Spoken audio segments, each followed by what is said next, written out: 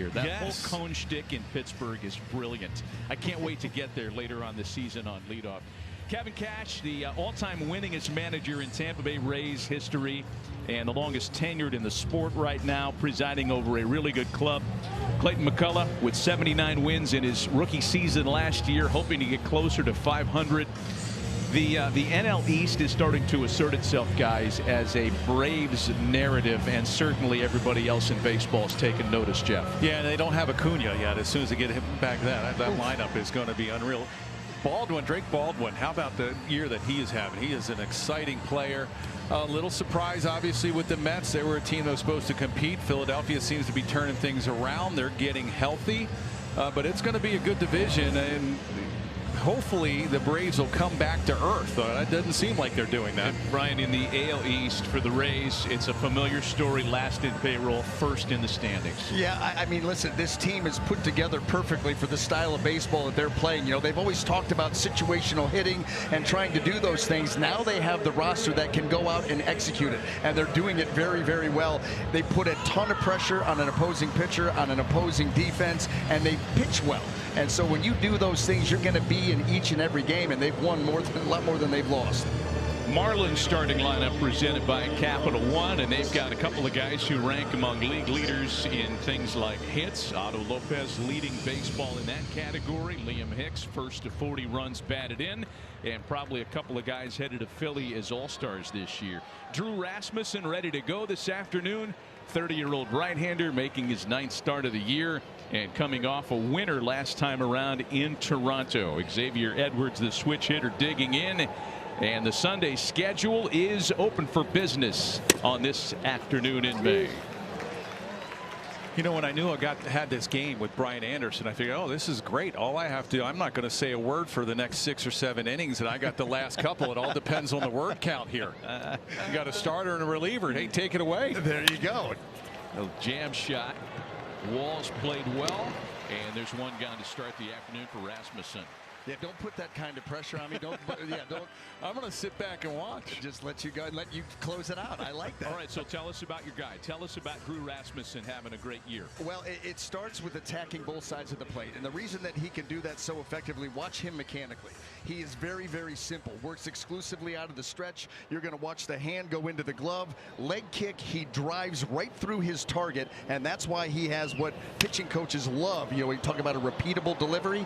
He has a repeatable delivery, and he can command the baseball. Pretty efficient so far, too, as Walls makes the play despite Chandler Simpson coming down his back.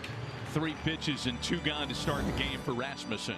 Well, you really like how Rasmussen gets over the front leg. You see a lot of guys around the league, and you're going to see with Yuri Perez, they violently spin off either to the first base side or the third base side.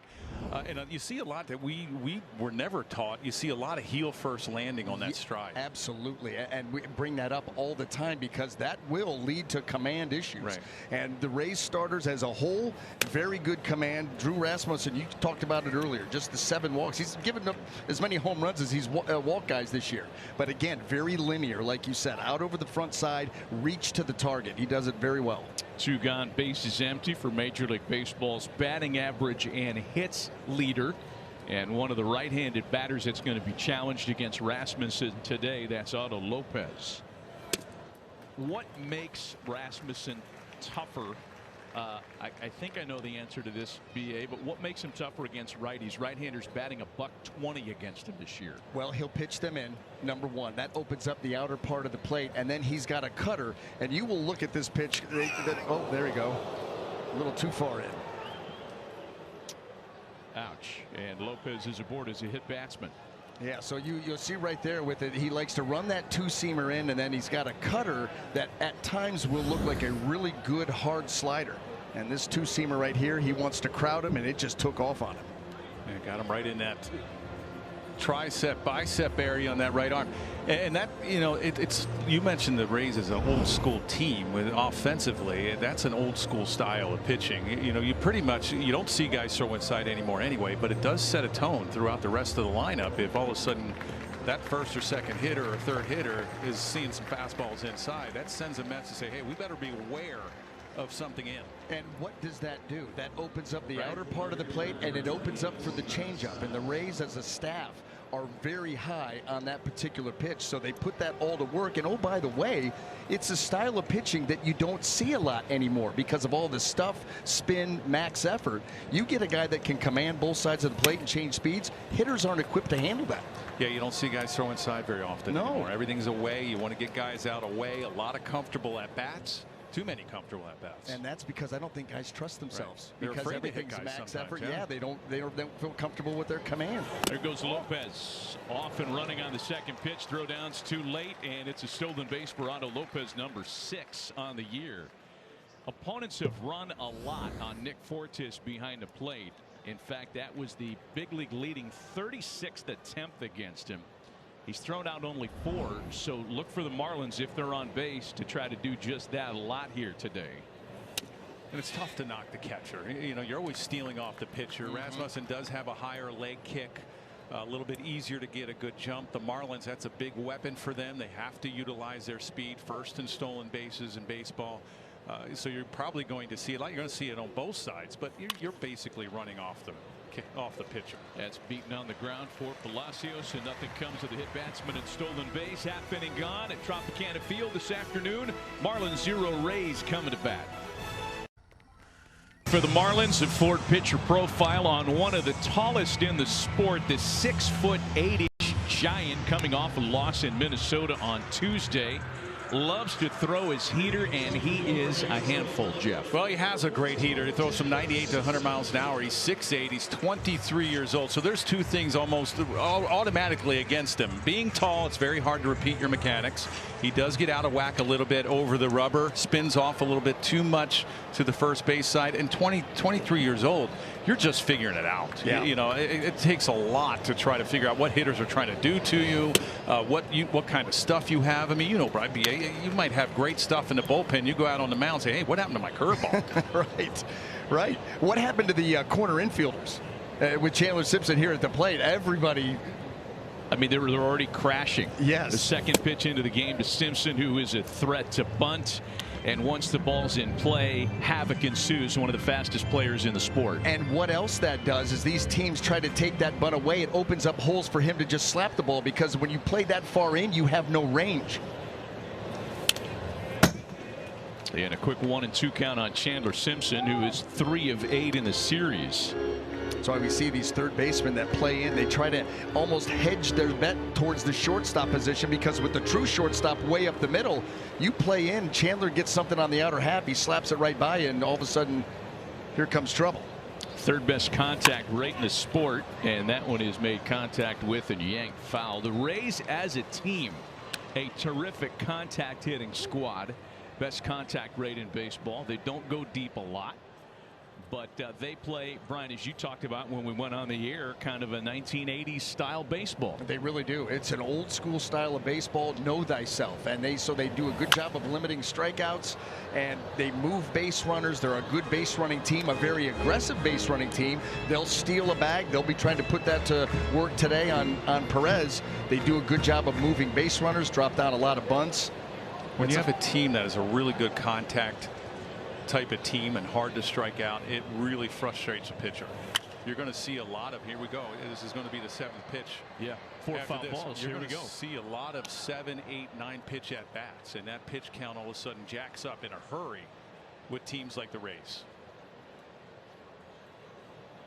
I hated facing guys that fouled you off. You might as well just drill them and say go to first. I got to get a guy with free swings.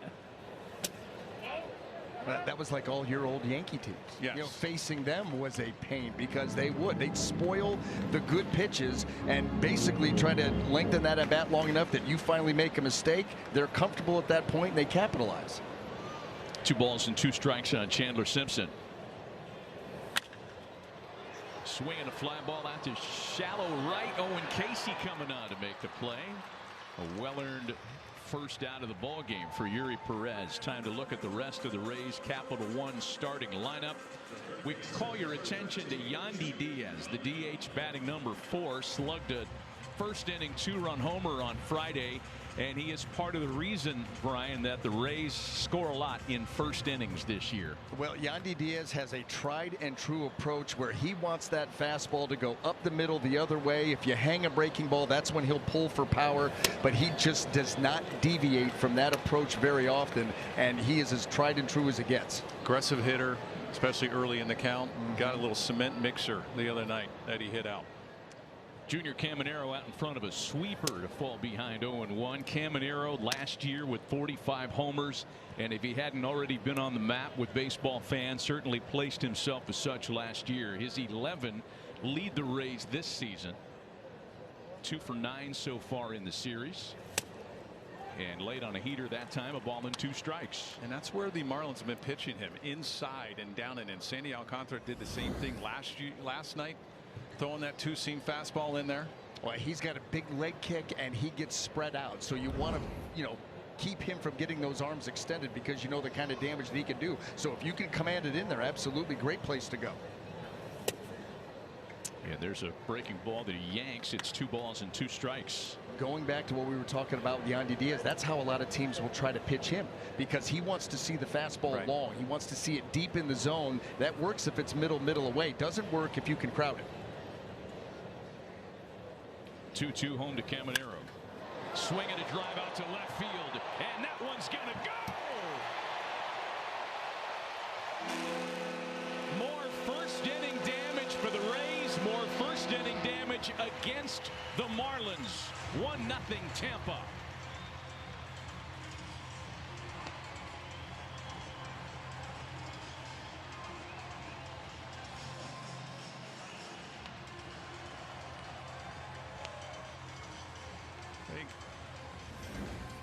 The BA got a sweeper. Look, there's that cement mixer supposed to be down and away, and he covers a lot of part of the plate. He covered that outside corner. Little surprised when you're saying the fastball in, the 2-seamer in, and you're keeping it down. You're getting that swing and miss, and they didn't come in anymore. They went with that breaking ball slider first, and then sweeper that he went and drilled. Well, like we said, it allowed him to get his arms extended. They popped him in there early, then he disregarded it going forward and got one, like you said, he could cover. He could cover that plate. He's got that long swing, got those arms extended. Numero 12 for Junior. And a breaking ball misses to Jonathan Aranda. Man, Junior Caminero. We're going to have an early challenge here, and that's something that we might be seeing a lot of today. 6 total. Not this time. I was just going to say 6 for 6 in challenges yesterday, and already starting 0 for 1 here this afternoon. So it remains 0-2 on Aranda. That backdoor breaking ball where the umpire's setting up on the inside corner to a lefty. Very hard for them to pick that ball up. And Aranda's late. A strikeout for Perez. I want to get back to Junior Caminero. I mean, we are watching one of the great power hitters in the sport, still in the infancy of his career. Played on the Dominican Republic WBC team in the spring. And the hope was that maybe something would happen there, and Kevin Cash tells us this before the game, something would happen there with Manny Machado defensively. I don't care how wobbly he might be defensively. He's going to get a lot better. That bat is elite, electric power. It is. I mean, 45 home runs, 110 driven in. You're talking about 12 so far this year. What's been impressive to me is to see some of the adjustments that he has made, not in game, but in at bat. He had an at bat on the road against Boston. Peyton Tolley took a back foot slider and he swung and missed it by plenty to get to an 0-2 count. Now, if you're Peyton Tolley, you're like, I'm going to go right back to that because he missed that badly. I'm going to go right back to it. It's a safe place because it was below the zone. He comes right back with that pitch. The pitch was out of the zone. It was 14 inches off the ground. And he takes him over the monster. Wow. I don't know how you miss it like you did to get to strike 2, and the very next pitch you put that ball over the monster. He's done that a number of times where you're like, that is just next level stuff. He is fun to watch, boy, I'll tell you. And his homer has the scoring started here for the Rays. Another hitter fun to watch is Yandy Diaz. Goes about his business a little differently. And Yandy takes a fastball that misses the corner to go in front 3-1.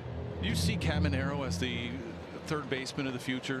Can he develop into a really good defensive player? I think you're hopeful, because he puts the time in. That's the thing. He's gotten off to a little bit of a bumpy start here this year, but he puts the time in. And, it was a season ago that early they were pulling him for defense anytime they had a lead, 7th, 8th inning. That's right. And then all of a sudden he started to put the work in. He didn't take that too kindly, and he really improved defensively throughout the season. But it's been a little bit of a tough start here in 2026. But with that bat, you can't pull him out of that lineup. Oh, he made a great play last night's game. Going to his right. Yep. Diaz rolls over a ground ball for Otto Lopez. Nothing further after the homer. But Junior Camanero's 12th of the year has put the Rays on top early, 1-0 Tampa Bay.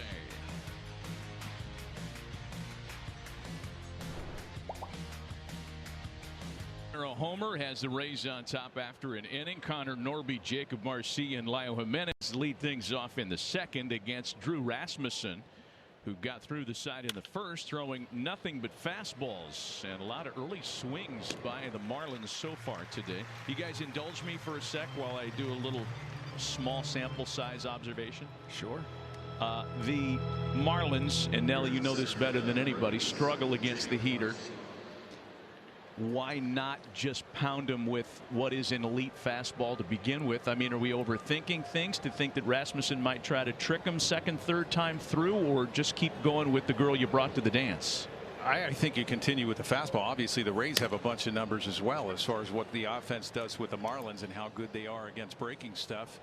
It's not like the hitters are going to go up and, hey, I got to look off speed. You should automatically go up, look fastball, and adjust to some of the off speed, and maybe look for that off speed pitch later in at bats when maybe he's gotten you out on that. Broken bat, flare out to right. Johnny DeLuca has it check up in front of him and then get past him. Mullins backing up, throw to second, not in time.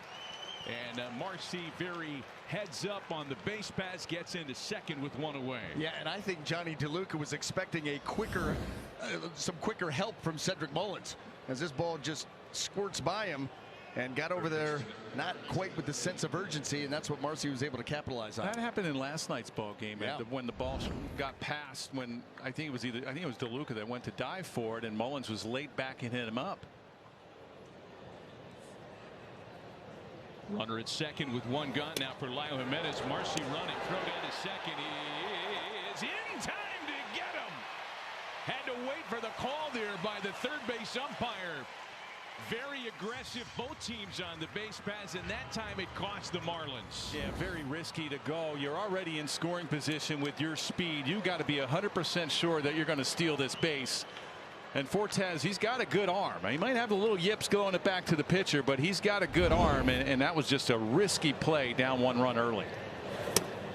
So 2 gone, bases empty now, and a 1-ball 1-strike count to Jimenez. 5th caught stealing for Fortes this year. Chopper for Junior. And it turns into a very quick 6-pitch inning for Drew Rasmussen. You're with this group every single day. Why have they achieved success at such a strong rate? Yeah, I mean, look, I'm lucky to be with them. They've played really well. They play well together. I feel like we've pitched well, we've run the bases well, created some havoc on offense. We got a taste of the pop of Junior Camanero's bat. What impresses you the most about him? Probably the adjustment he made. He swung and missed at the first slider, wasn't even close to it, makes an adjustment, gets a pitch he can handle, and Cammy's power is pretty unprecedented. Drew Rasmussen said this rotation, they compete against one another. They all want to be better every single day. How do you echo that? Yeah, I mean, I think that's good rotations do that. They're all pulling for each other, but they all want to go one-up each other on a nightly basis. Thanks, Kevin. All right, thank you. You know, John Fanta asking Kevin Cash what makes the Rays special, and you know, John knows the answer. We know the answer. Part of that calculus, BA, you watch this team every day as well, is Kevin Cash. Listen, he's a guy that at the end of the dugout, just even keel. Even keel. There's a great culture in the clubhouse. The expectations are set, and you either are held to them. The players police themselves, and so that's all a byproduct of Kevin Cash and his staff setting the tone downstairs and then letting the players take over. Obviously, winning breeds good chemistry. But if you have good chemistry, it's not overrated. I was always a firm believer, if you have a good clubhouse that gets together, that pulls for each other, you'll see winning teams. Positive vibes. Right. There's something to be said about positivity around a team and guys pulling for each other genuinely. I absolutely believe in that. Come on, you guys are crazy. You can't measure that stuff with math. Isn't everything in baseball supposed to be measured with mathematical formulas? Now you guys sound like the old guys in the bleachers. Just imagine if there wasn't a roof, we'd be yelling at the clouds. It's Yuri Perez back to work, and Richie Palacios takes ball 4. So, you know, Yuri Perez with elite stuff, and we might as well get into that element of the discussion now. He's got the 3rd highest leadoff walk rate in the sport. Sometimes with elite stuff, Jeff, you can speak to this because you watch him all the time, comes occasional lapses in command. Yeah, 4.5 walks per 9. It's a real high for a starting pitcher. And with him, because he's 6'8", it's a lot of mechanics. You know, if he's nice and smooth over the rubber, he's breaking his hands when he should, and he's not drifting down the mound. Now, he has a tendency to keep that ball in the glove a little bit too long as he drifts down the mound, and then all of a sudden that arm really has to hurry up to get in the throwing slot, and you'll see a lot of pitches up and away to lefties and he really yanks it to righties. When he's smooth and he's getting over his front leg just a little bit, he still has that spin off the third. He's throwing strikes, and you can see the fastball. You'll see the life on the fastball. He's getting ahead of guys. His breaking stuff is a lot better. When he gets too quick and spins off violently, that's when he has a hard time commanding the fastball. And at 6'8", sometimes a hard time keeping runners put too. He has allowed his share of stolen bases. Gets a pop up off the bat of Johnny DeLuca, and he'll do it himself. What was that? Best athletes on the field What right was there. that? The pitcher. The pitcher catching a pop up. You don't see that much anymore either. FanDuel is the home of home runs. Live bet the long ball with profit boosts on live home run bets every Sunday. Download the Sportsbook app now to play your game. Then can I interest you on a plus 3,500 for Chandler Simpson to hit his first career homer today? No. No. I think he would have a chance with the velocity that Perez is giving him, but he hit a home run in spring training this year. Chandler Simpson did. It was his first home run anywhere, I think, since 2022. So, I mean, it's a good value bet, but I don't think I'd take it. 623 plate appearances. That number should be higher, I think. You got my interest at plus 15 million, possibly. And that one hit high and foul off the bat of Cedric Mullins, who is the first batter this inning to see something other than a fastball from Yuri Perez. A little surprised that Palacios over there hasn't gotten a good jump and try to swipe it back. You can steal off of Perez. He's got a big high leg kick, and at 6'8", you got to take advantage of it. It takes some time. I mean, opposing base stealers are 16 for 16, and the Rays, they like to run. Second most stolen bases in the American League, one behind Cleveland and just a couple behind Miami. We know how much they lead Major League Baseball. Said Mullins enjoyed a 4-hit game here on Friday. Maybe he was thinking about it. Draws a throw. There's a little lean. There's a little hesitation to try to get back to the bag. Well, Joe Mack behind the plate. He's very quick. He threw out Simpson the first night, or Hicks. I'm sorry, Hicks. Hicks has a decent arm as well.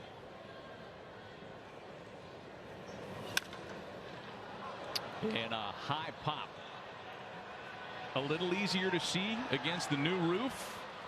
Kyle Stowers makes the play. T-Mobile, America's best network, connects you to America's pastime. And it's easy to get kind of disconnected from where you are when you look up to the roof here. So new roof after the hurricane damage a couple years ago, and the team famously playing their games at Steinbrenner Field outdoors last year. Brian, what do the players say about the different conditions here? Well, here's the interesting thing about the roof. There used to be 2 layers to the roof, the original, and when that was torn off and they redid it, this just one. So during day games, any kind of day afternoon game, It is very bright in here, much brighter than it was previously because of that thinner layer. But the conditions other than that you can see how it's a little bit discolored, that it continues to white out, but you can't lose track of the baseball. Because that rubbed up baseball, when it gets up into that roof, if you lose it, it's tough to pick it back up because it will mimic that color. So we've seen it really play some games with opposing teams coming in. The Rays pretty good with it, but visiting teams sometimes can have a problem. There goes Palacios. Had a pretty good jump that time, and it's fouled at the plate. I'd be shocked if teams that have especially younger players don't come in here and take old-fashioned batting practice, shag balls, get out there and do your work. I mean, we're seeing less and less of that everywhere around the big leagues, but it feels like it'd be something important here. You see that foul ball right off the inside of the leg of Nick Fortes. The Marlins are a team that does that. They always take infield every single day, no matter where they are. The outfielders, they'll get the jugs or the pitching machine and shoot fly balls up in the air. They'll work the gaps, like some of the left center field gap, how the wall has like different angles out there. They'll shoot some balls off of that. So the Marlins are good about every place they go is try to get their outfielders used to the different angles, and also obviously the roof here. 2 balls and a strike to the catcher Nick Fortes.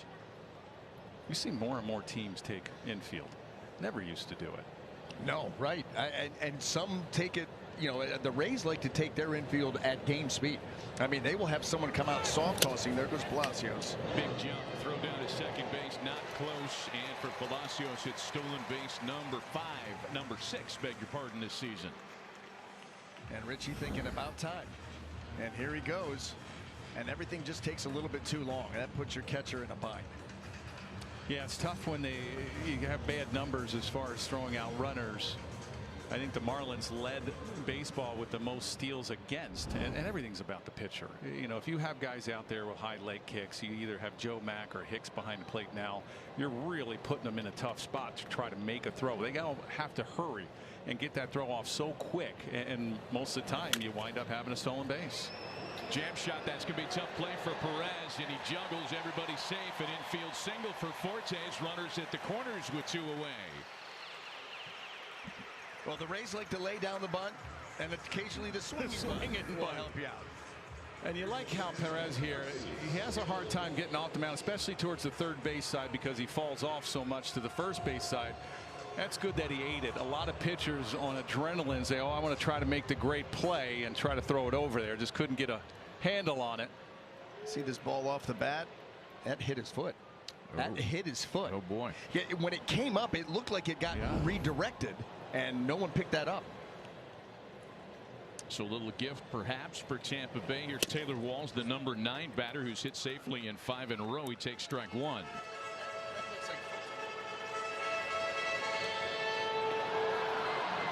Tampa Bay 8 for 18 with runners in scoring position through the first 2 games of the series, though they did lose yesterday. Out front of a sweeper, it's 0-2.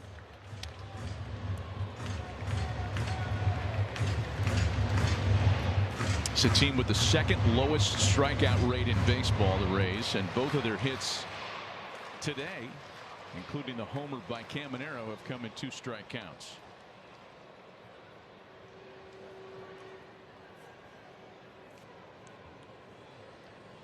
We do have a little delay here in terms of pitch sequencing, and that's certainly a storyline around the Marlins this year. We'll talk about that a little bit later on today. 0-2 to Taylor Walls.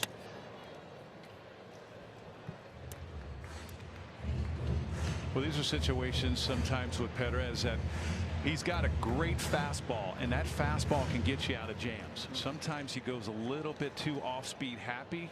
Now, he did throw a really good changeup that Walls swung over. It'd be interesting if he goes back to that pitch now. To strike out Walls looking. So out of trouble is Perez, stranding a pair in the 2nd. A couple of strikeouts for the Marlins right-hander early this afternoon. Still 1-0 Tampa Bay.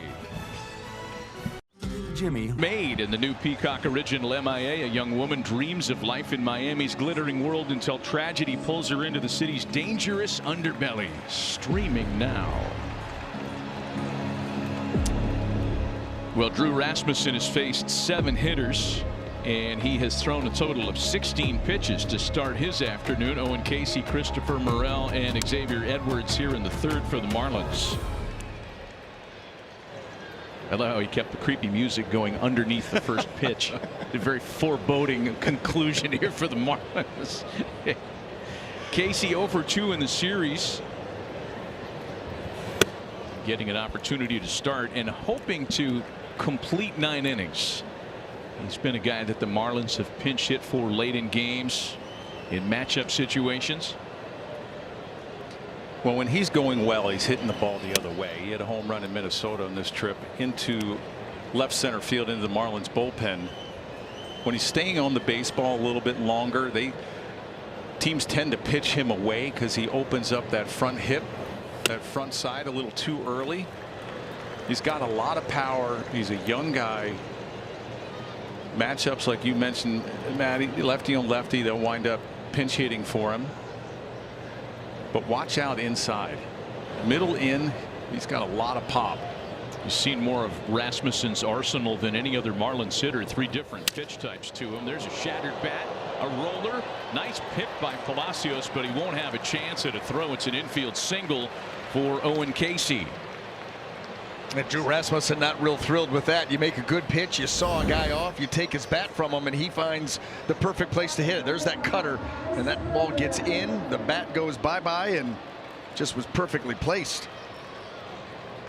And you're left with the handle in your hands. I mean, barely. Saw blades.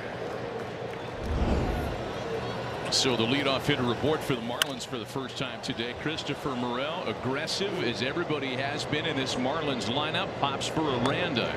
Maybe part of the reason the Marlins have been so aggressive is that they know Rasmussen's going to be around the plate. And when you talk about elite walk rates, Rasmussen is in pretty good company this year.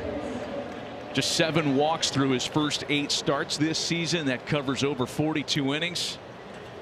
He does a great job of controlling the count. He's 72.5% first pitch strikes. And like we were talking earlier, they're not just get me over strikes, they're quality strikes. So if you want to go after him early, you know, the batting average against on that first pitch put in play is under 100. Pretty good company to keep here. A couple of Cy Young Award winners. Now listen, they don't hurt themselves, and they've got excellent stuff. They force you to have to put an inning together against them, and that's not real easy to do, to put together 2, 3, 4 hits against pitchers of that caliber. Casey runs. Fortes throw down is a good one, but just didn't get it down there in time. Well, don't fall asleep on Owen Casey. He'll swipe a bag or 2 if you're not paying attention to him. There's that high leg kick again. You really have to hurry your throw, and it's a good throw from Fortes. Yeah, but Casey had a good jump. Stolen base number 3 for Casey. So neither of these teams disappointing in terms of the scouting report. They love to run, and they have run frequently so far this afternoon. Already 3 attempts. So the Marlins 2 of 3 in stolen bases today. And a big swing and a miss by Xavier Edwards puts him behind 1 and 2. On the changeup, and that's a pitch that Drew Rasmussen is starting to incorporate more and more, as does this whole Rays pitching staff. If you have a changeup with the Rays, you're using it more. If you didn't have a changeup and you're not with the Rays, one, you're going to find one. That's right.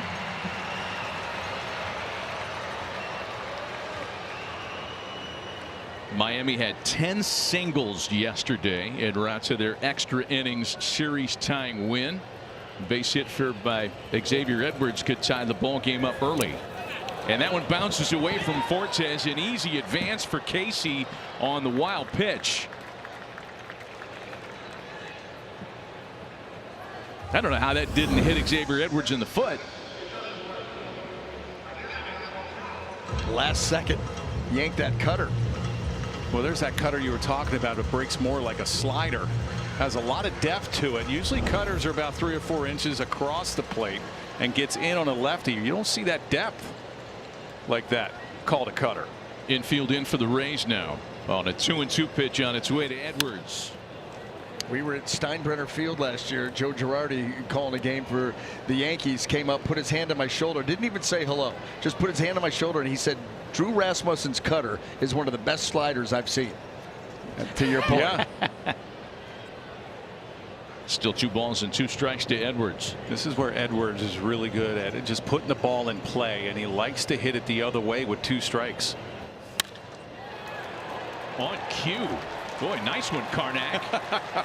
I've seen it a little bit. Marlins have tied it up on an RBI single by Xavier Edwards. And a great job by Edwards when you watch the replay of staying on the changeup. Doesn't try to do too much, and like you said, use the other side of the field. All right, Nelly, what's going to happen next? Well, you better be careful with first pitch fastballs because Hicks is a really aggressive hitter. Struggled a little bit in this on this road trip. If he homers on this pitch, I'm taking you to Vegas with me tonight.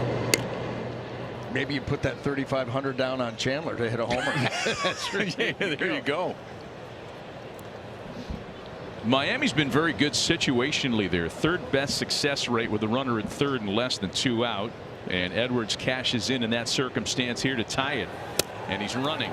Another throw from Fortes. A good one again, but just a moment late. Boy, Nick has unfurled a couple of really nice throws. But much to his chagrin, the Marlins are now 3 for 4 on the bases today. But just a little bit short, and in time it took Taylor to kind of scoop that. They might want to take a look at that. I think they are. This is close. Well, good pick by Walls. Did it get him on the arm? Oh, I think he's out. He might be. Tampa Bay is challenging the safe call at second base. You know, I think Xavier Edwards, in order to save his fingers, popped him up at the last minute. Yep. Now the only problem for the Rays, the burden of proof lies with them. So because he was called safe, it's got to be that definitive. But you're right. If it is, that's why. Watch that hand come up, like you were saying, Matt, right there. But can you tell? Is that clear enough? Yeah, the oven mitt. How many inches do they get past their fingers for that oven mitt? Thank you. Because some of them, you see when they have their hands down in front, they're significantly longer. This one could be coming back. Rays are 4 for 10 in their managerial challenges this year. That one there looked more like he was out.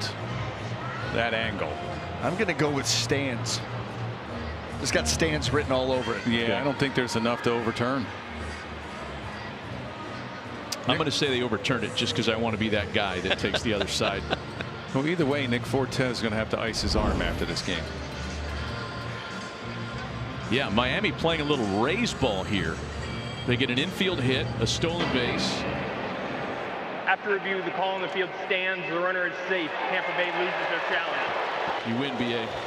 We owe you a sandwich.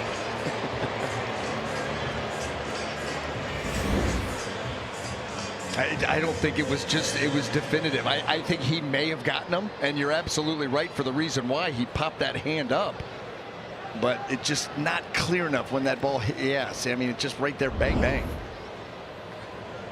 So Hicks now has a chance to drive in a run with a base hit. Major League Baseball's RBI leader with 40 at the start of play, and it's 2 balls and no strikes. You know, you bring an interesting point up about the oven mitt, the sliding glove now. There has to be a rule as to how big that I think there's regulations, right? but I don't know how much past their fingers it is. What a play by Jonathan Aranda. Fine hands, gets it to Rasmussen. Advancing only to third is Edwards on a tricky chance.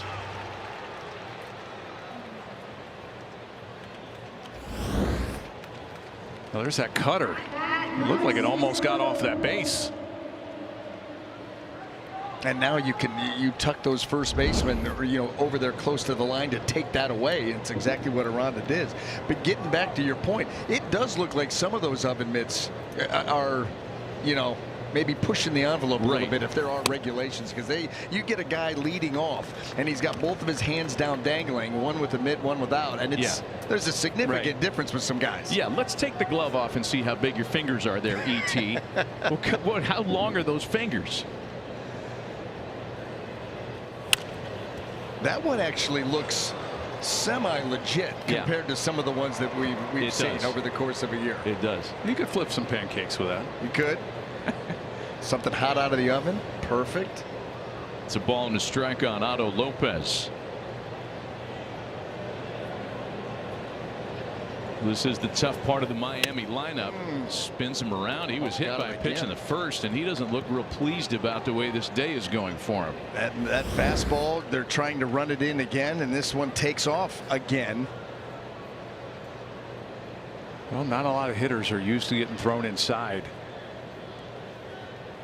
And now with right-handed hitters leading with their hands so much, it's tough.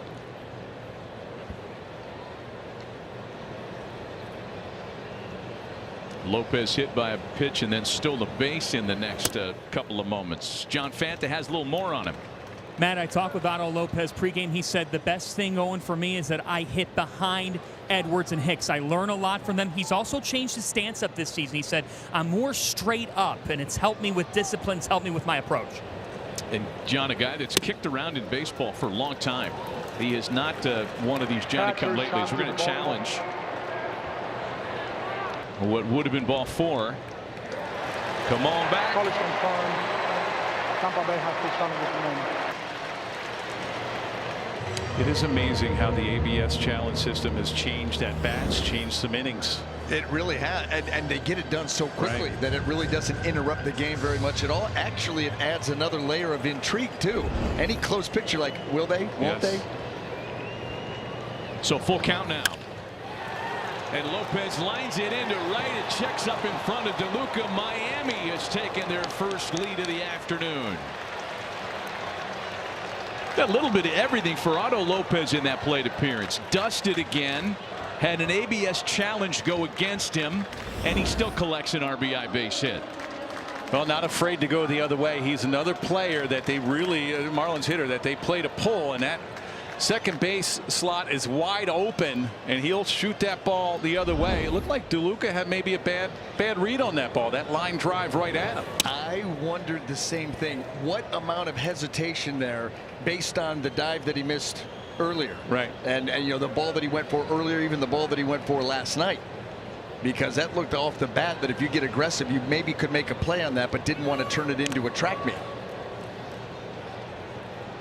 So Lopez collects his 21st RBI of the year. A 2-run inning so far for the Marlins, and now Kyle Stowers bats with a 1-0 count. Stowers had a rough series, 1 for 10 with 5 strikeouts. And still not, Jeff, as we've talked about a little bit, we talked about it last week when we had the Marlins and Nationals, just not in that kind of, I guess, zone that he was in much of the year last season. Well, 25 homers last year, and then he got hurt. He's their power guy, and he just hasn't got the power going. Only has 1 home run. Started the year on an IL with a hamstring issue. They've been pitching him away, a lot of all speed, a lot of change ups down and away.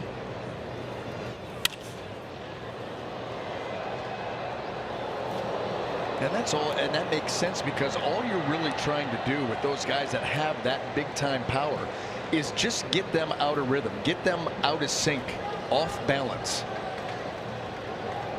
And the Marlins, a team that doesn't have a lot of power in this lineup, and you got to say, okay, where's it supposed to come from? And he's one of them that needs to provide that.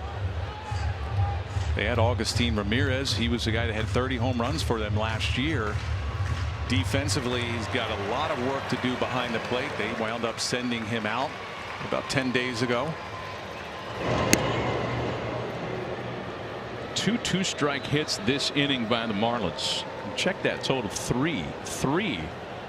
And this from a guy, Drew Rasmussen, who hadn't allowed more than 3 hits with 2 strikes in a start this year. We got 3 of them this inning.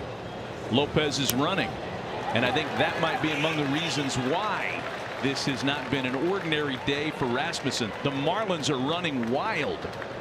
Well, if you have a high leg kick and you don't know how to control the running game, and a lot of times you have to at least use the pitch clock to your advantage. Go on different times. Don't keep going early. At least try to get it down to maybe 1 or 2 seconds and then lift your leg and go.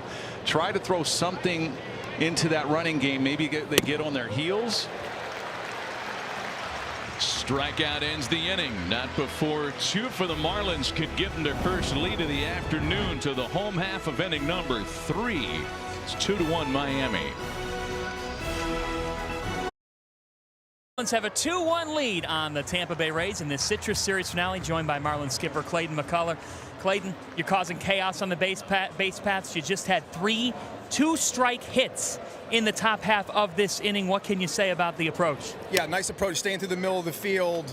Nice for us to manufacture a couple runs there, getting some extra 90s on the base paths. Important for us to do that, and then to cash them in when you get chances. We got a chance to catch up with your pitching guys pregame. You call your pitches from the dugout. How would you say it's worked this season? I feel like it's working well, and I think just evaluating on it, I feel like we're getting what we feel like are the appropriate pitches, our guys' best pitches into the game with more regularity. And I think that's what we were shooting for with this, and it'll be a continual work in progress, but we feel like it's paying off for us. Clayton, thanks so much. Okay, thank you. Back to you, Matt. John, thanks. Yeah, that has been a pretty big talking point around the 2026 Miami Marlins as Yuri Perez goes back to work on the top of the order. Simpson, Caminero, and Aranda, 2-1 Miami. And what better point to talk about that, Jeff? You're around the Marlins every day. And yes, we did visit with Daniel Moscas and Rob Marcello, their 2 pitching coaches, to talk about the very unusual methodology of the coaching staff calling every pitch.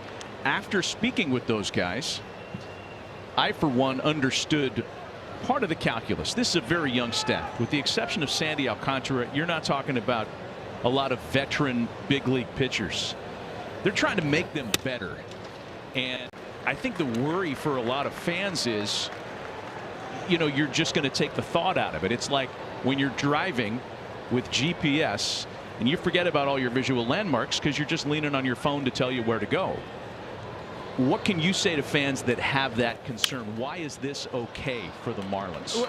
I'll just take my situation when I came up. It took me maybe 2 or 3 years to figure out the game, to understand. I mean, you're a young player, to understand what hitters are doing to you. Sometimes on the mound you get locked in and you really don't have that thought process of like, hey, maybe he's looking for my slider. I better go fastball here. Simpson just grounds to Edwards for out number 1. I think they're taking, and by calling the pitches, maybe they're taking that learning curve and shortening it down, trying to help the pitchers a little bit understand what the hitters are doing to them, understand their stuff out on the mound. To me, if they're learning something, if they're learning something out on the mound, if the catcher's learning something on how to call a game, I'm all for it because they're young. But also as a pitcher, you have to be, are they convicted enough with the pitch? I always thought you have to know exactly what you want to throw, sometimes 2 pitches ahead, and when you have that grip on the baseball, you're ready to go. You're like, hey, I'm 100% convicted in this pitch about where I'm going to put it. Is it a thought process now that, okay, I'm just going to wait until that number gets punched and then I'll try to work for that grip? Do they know any better? Because you're right, because I think to myself, I would have always liked to have thrown the wrong pitch with conviction than the right pitch not believing it. That's where that conviction comes in, but they may not know any better. My question, and I think that they answered it with basically everybody on the set, was how many guys are participating in not just throwing the pitch you told me to, but why am I throwing that pitch? What is that setting up? When can I start to learn what we're doing, and then I can anticipate maybe that next call? And they said across the board, these guys, a lot of it after the game, they do go in there and want to figure out why they're sequencing like they are, and that will help that growth you're talking about. And another interesting point that Daniel Moscas, the pitching coach for the Marlins, brought up, which I was kind of taken back on, it was the catching, about how catchers come up throughout baseball in the minor leagues and really don't understand the game as much as far as pitch calling, as far as what the hitters are doing, whether they're moving back and forth in the box and adjusting to breaking balls. That kind of shocked me a little bit, and what they're doing definitely helps that. It takes any kind of thought process behind the plate away because they're helping them out. Yeah, you think about all the skills they're trying to develop, the pitch framing, and all of the moving around the zone, and I was kind of blown away by that too, where that kind of is a lost art, right? And so they're kind of trying to, what they say, fill the gaps for them. So part of the calculus here, and these pitches again are coming from Moscas and Marcello. A sweeper burned Perez on a homer to Junior Caminero in the first, so the Brain Trust has not called for a sweeper to Junior so far in this plate appearance. It's been 4 seamers and a changeup. Perez is smiling. He likes what was called. I saw that too. Yeah. I'm like, he looked real happy with whatever that call Hey, was. I gave up a home run on this pitch. Hey, might as well go back to it. They wanted me to throw it again, is what the smile was. Now, and that was interesting. They do have the license to shake as well, even though the pitch call comes from the dugout. He shook to a heater and struck him out. I got a question for you. Nelly, you'll remember, there used to be a sign. A catcher would give you the sign to shake. Do they have a button that says to shake? Well, probably not, because, you know, if you're going on the pitch comm, there's really, I guess there's just no sense of the hitter figuring it out. I mean, if you're getting on if they didn't have the pitch comm and you're constantly shaking, maybe sometimes you get in that pattern and you get the catcher to do the little wave behind there. Jonathan Aranda on the first pitch, a fly ball for Jacob Marcy, and it turns into a 1-2-3 inning first of the ball game for Yuri Perez. Still 2-1 Marlins.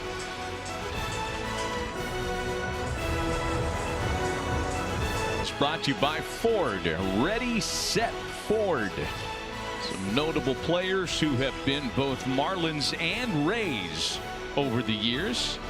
And it's a list that includes more than just a couple of current players who have worn both uniforms in the Citrus Series. Rivalry week in Major League Baseball. And it's a 2-1 lead for the visiting Marlins in this rubber match. Welcome back with Jeff Nelson and Brian Anderson, Matt Vasgersian. John Fanta with us on the field this afternoon, and Drew Rasmussen, who really breezed through the lineup in the first and second, endured a 27-pitch third, during which he yielded a couple of runs and the lead. So top of the fourth, Connor Norby leading things off.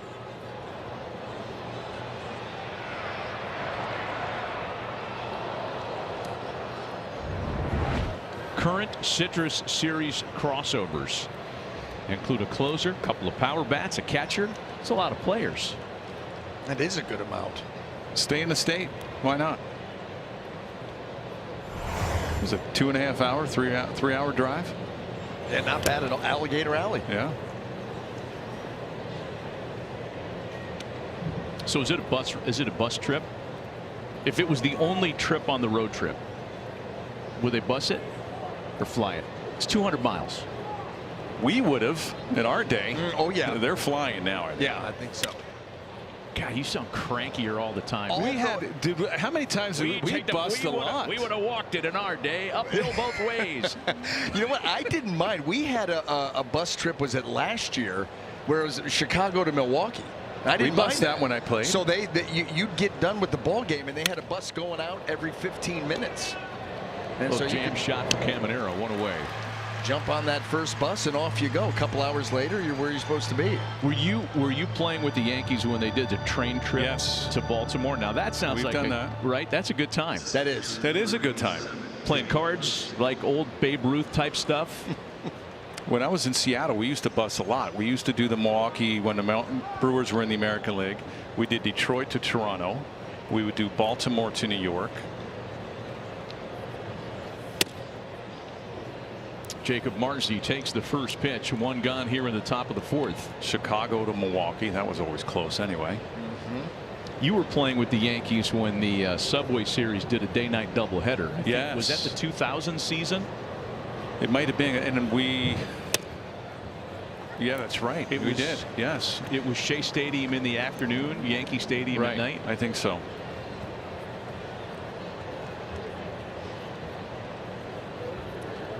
I mean, how about the logistics of that? Oh, it was perfect. And the World Series in 2000 was perfect. Well, Jacob Marcy's having a heck of a series. Squares that up nicely, but DeLuca runs it down. Yeah, Marcy, back-to-back 3-hit nights on Friday and yesterday. And he squared up. What he's done is he's gone to, actually, Liam Hicks has a torpedo bat. And he goes, okay, and this is the first series that Marcy went to the torpedo bat. That's still a thing, huh? He's yeah, I know. I thought that had the 15 minutes of fame and then gone. But his last at bat, Marcy's last night yesterday, he had to go back to his original bat because he broke 2 of them. And I think Hicks said, hey, get out of my bat bag because you're crushing me. And that first at bat by Marcy, he broke another one. 0-1 the count to the former J. Leo Jimenez. Grounded to third in his first at bat. Jimenez making his first not only start but appearance of the series here today.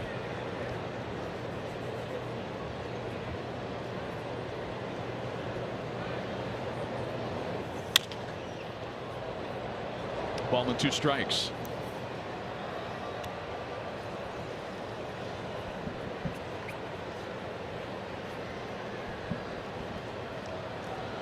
Left-handed batter waiting on deck. Rasmussen would like to make this a 1-2-3 frame. He had a 1-2-3 second with the help of a caught stealing. Yeah, and to try to get that pitch count back in order. You know, overall, Drew pretty efficient. A little over 15.5 pitches per inning. 12 so far here in the 4th. And his 13th. Still 2 balls and 2 strikes on Leo Jimenez.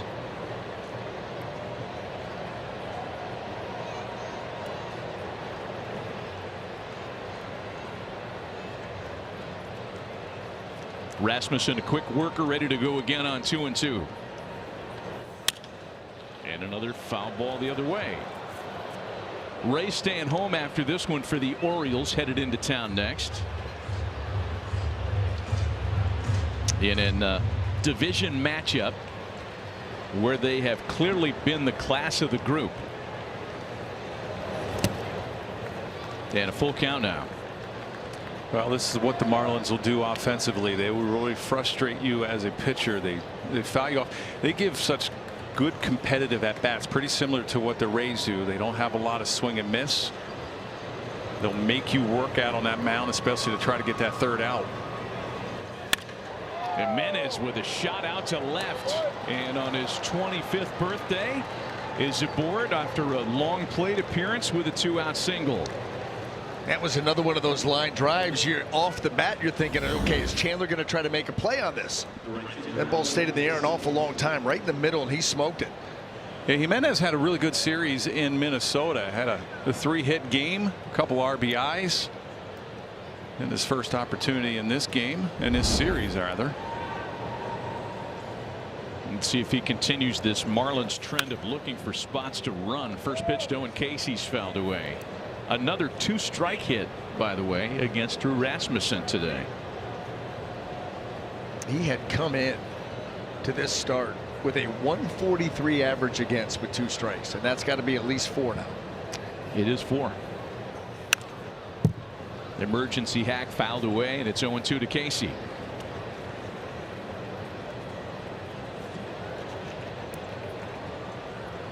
Jimenez has 1 stolen bag on the year. I would not be surprised to see him try to go here even on 0-2. 2 gone in the inning, and Casey wants timeout.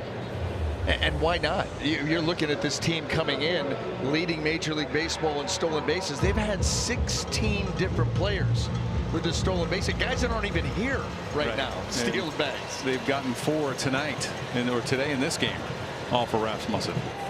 Stays put. That one almost hits Casey. Misses inside 1-2.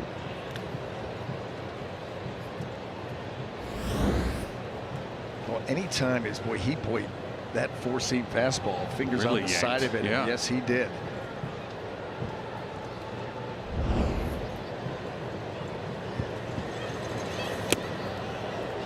Two balls and 2 strikes.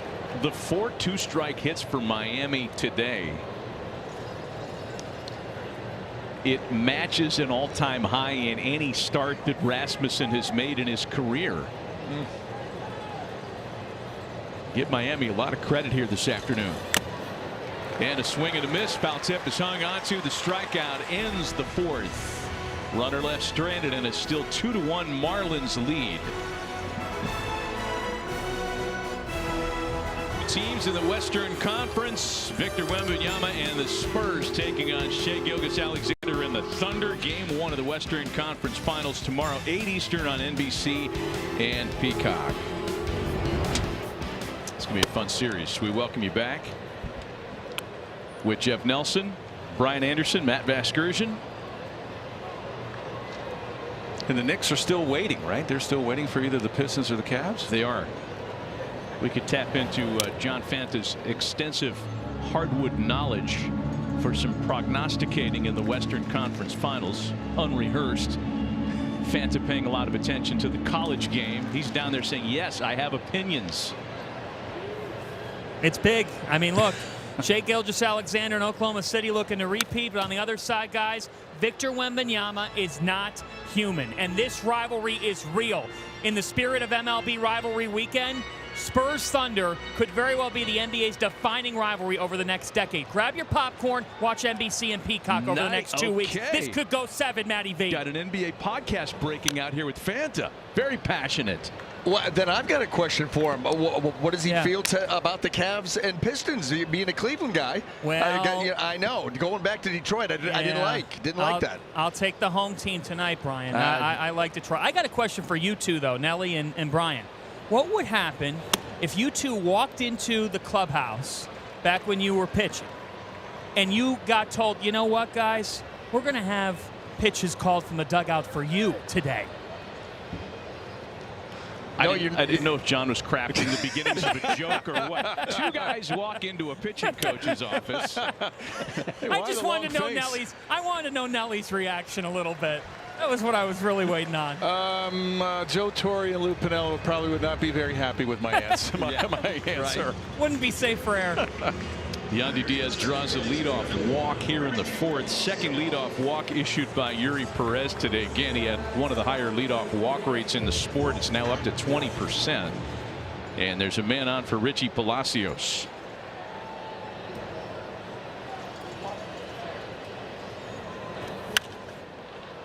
Offers it the first pitch and pops it up into that tricky roof. Lopez with a good read there to make the catch. Let's look at the Capital One Bank guy who suits up every day. And that's key because Capital One cafes are open 7 days a week. What's in your wallet? You know, John reminds us of a good point. We were talking a lot about the Marlins' philosophy of calling pitches for almost all their young starters, Sandy Alcantara perhaps being among the exceptions there. So pitches being called for Yuri Perez today. We talked about it last inning as Johnny DeLuca follows suit, picking on the first pitch. Whacks it into left field. Yandy into third, and the Rays are in business here in the 4th. Well, Perez uses his fastball a lot. About 55% of the time he's throwing that fastball. He tried to get it in, didn't get it in far enough, and DeLuca did a really nice job at opening up and just dropping the head of the bat and shooting it down left field. That's when DeLuca's at his very best, when he shortens that swing and stays as a line drive guy. He did that right there, and now the Rays in business here, 2nd and 3rd with 1 out. And the Marlins infield will come in. Cedric Mullins flied to left in his first at bat today. A rare first pitch breaking ball. So Cedric Mullins, as we mentioned, had the 4-hit game on Friday. And boy, did it come at a good time because things were slow at Club Sed for a couple of weeks. Yeah, 150 batting average for Cedric. Has been a victim of some bad luck, and also, you know, guys are sequencing him very well and chasing some fastballs up in the zone. And you're right, and the way that he did it that night, you know, the first 2 hits were bunts, and then all of a sudden he decides, I'm going to go ahead and swing the bat now. Cranks one out, a home run to right. Well, this series he's been turning on some fastballs in. He just missed a home run in yesterday's ball game on a fastball inside. I think you just get tired of getting beat in there and getting beat at the top of the zone, and so you just fire a little quick, and here it was. You know, Kevin Cash was saying that he can deaden a bunt better than just about anybody. Him and Chandler Simpson can really deaden the bunt. There was a homer. Cashy calling them his 1980s guys. Old school. St. Louis Cardinals. Whitey McGee, Rats. Coleman. Yeah, good call. Caminero's the Jack Clark. That's right. The lone power source. Yes. The guy's going to clean you up. Get the rabbits on the bases and then he'll clean them up. Mullins has had good success this year with a runner at third and less than 2 out. 5 for 8. He's got second and third with only 1 away here. And runs it to a full count. Yeah, the Rays have really put an emphasis on that. We were talking about the situational hitting, but with runners at third, less than 2, one of the best teams in Major League Baseball, finding a way to get him in no matter what. This is where you're in trouble, and that fastball of Uri's, it plays. He can get outs. He can get out of jams with it. That's interesting because he just shook, and now we're going to have a visit. And he's thrown him only 1 fastball in this at bat. You could climb the ladder now. 3-2. That might be, unless you can get Mullins being aggressive on a pitch upstairs and get a swing. But you have to stay over that front leg. You can't spin off. When he spins off, that front shoulder opens up and the arm drags, and that's when you see the pitch up and away, and it's non-competitive. If you can tell him to stay closed and really drive that front shoulder to the outside part of the plate, I think you can get him with a fastball. And you're right. I mean, 4 out of the 5 have been the off speed, some sort of breaking ball or a changeup, so you've slowed him down effectively, and now's the time to overpower him. And sometimes he just has that tendency when he gets into trouble. He likes to go to the off speed too much. When you're throwing 98, he's even hit 101 already today. Again, second and third with 1 away. 3 balls and 2 strikes on Cedric Mullins. The payoff pitch, and he lost him on ball 4. So he did in fact throw him the 4-seamer, missed with it. And now he's in a real jam.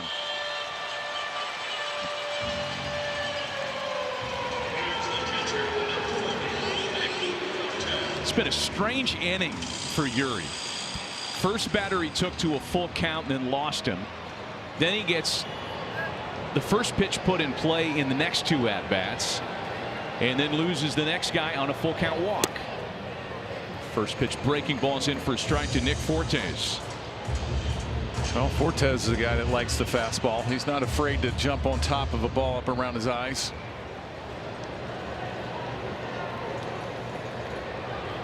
Fortes had the game tying run batted in yesterday in the 9th. We talked about this Rays team with the flat swings. You know, Nick Fortes doesn't have enough at-bats to qualify, but he would have the flattest swing on the team. He's at 18 degrees, where you've got Junior Caminero at 23, Yandy's at 23. Those are the 2 flattest in baseball, but Nick Fortes has a very flat swing, which is why he likes that fastball, try to get on top of it. Bases loaded with only 1 gone. You know, that's an interesting thing that you kind of talked us into there, BA, the flat swing philosophy. The Rays have made their hay this year by really recasting personnel.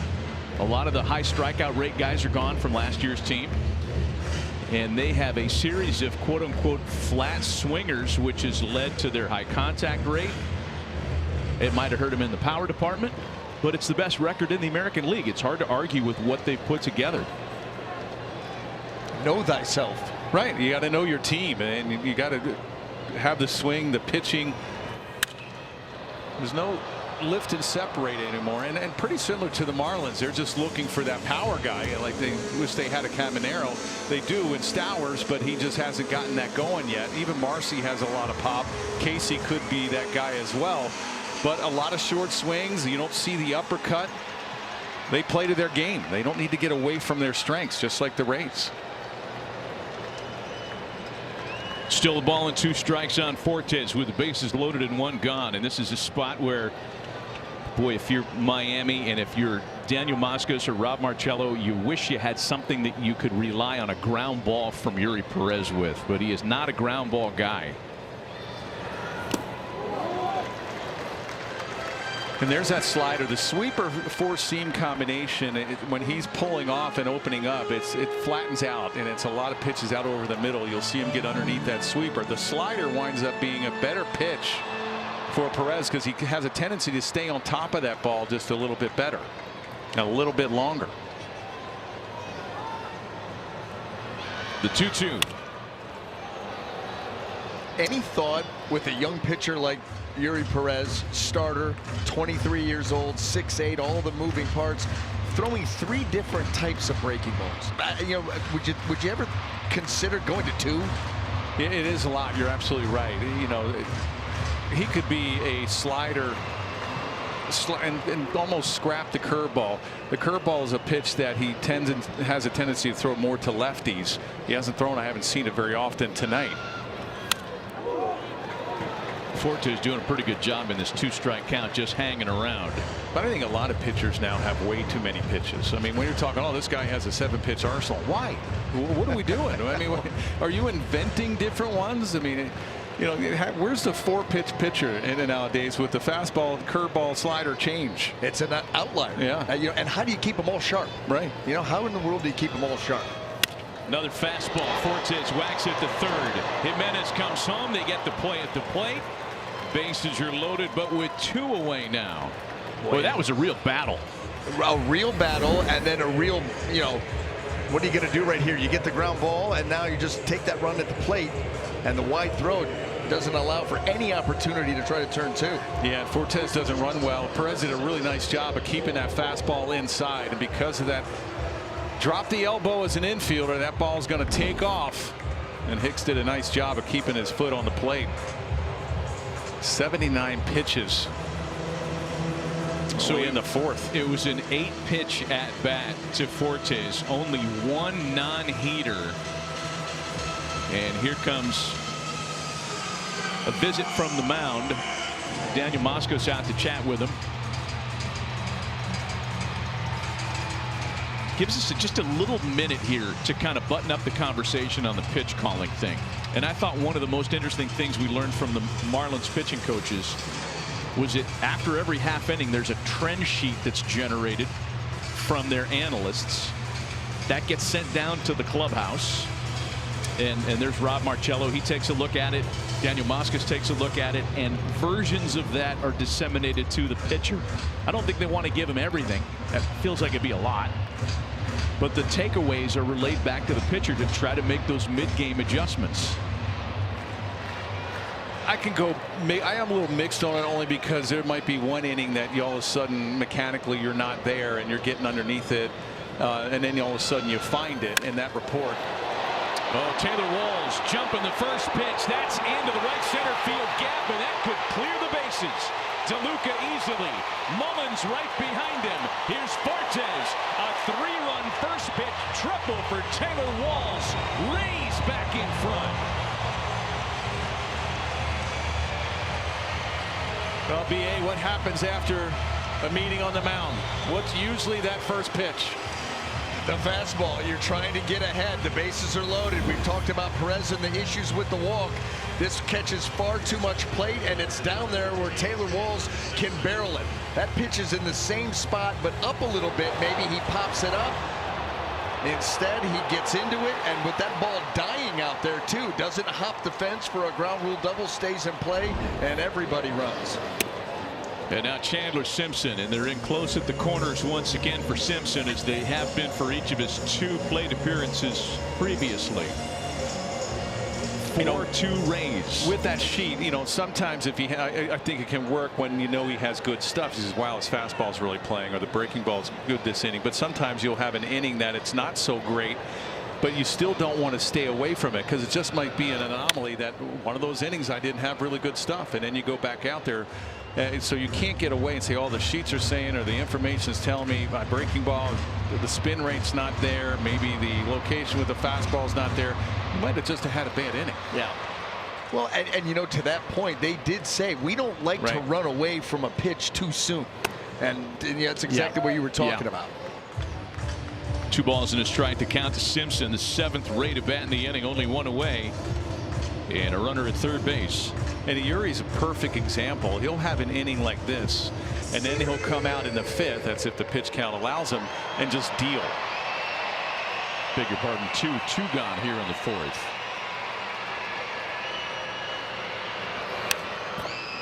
He is really relying on his heater this inning, and maybe one too many as far as he's concerned in that first pitch to Taylor Walls. Again, we just got through talking about it. 7 of the 8 pitches to Fortes were fastballs. First pitch fastball, and Walls was ready for it. That doesn't seem like he has really good feel for his breaking ball, whether it's the sweeper or the slider. Just he's guiding it up there, and he doesn't have that sharpness on it, especially to righties. Righties seem like they're spitting on that breaking ball.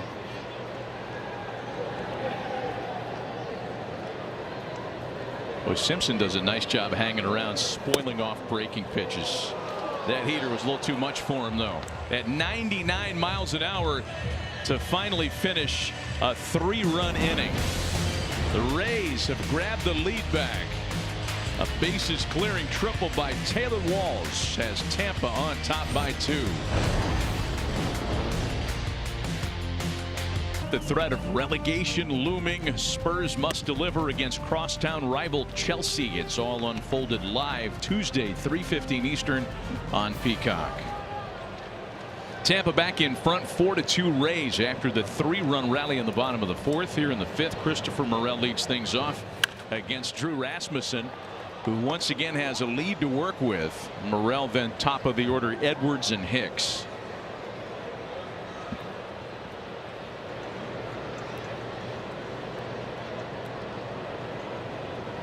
One kind of hiccup inning so far for Drew, and that was the 2-run 27 pitch 3rd. Other than that, he has stranded a couple of base runners and scattered 2 hits.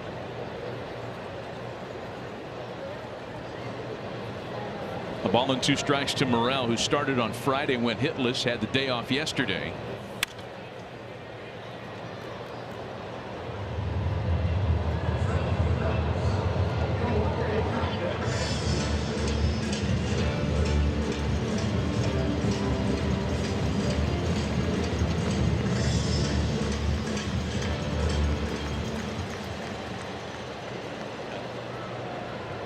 Still a ball and 2 strikes to Christopher Morel.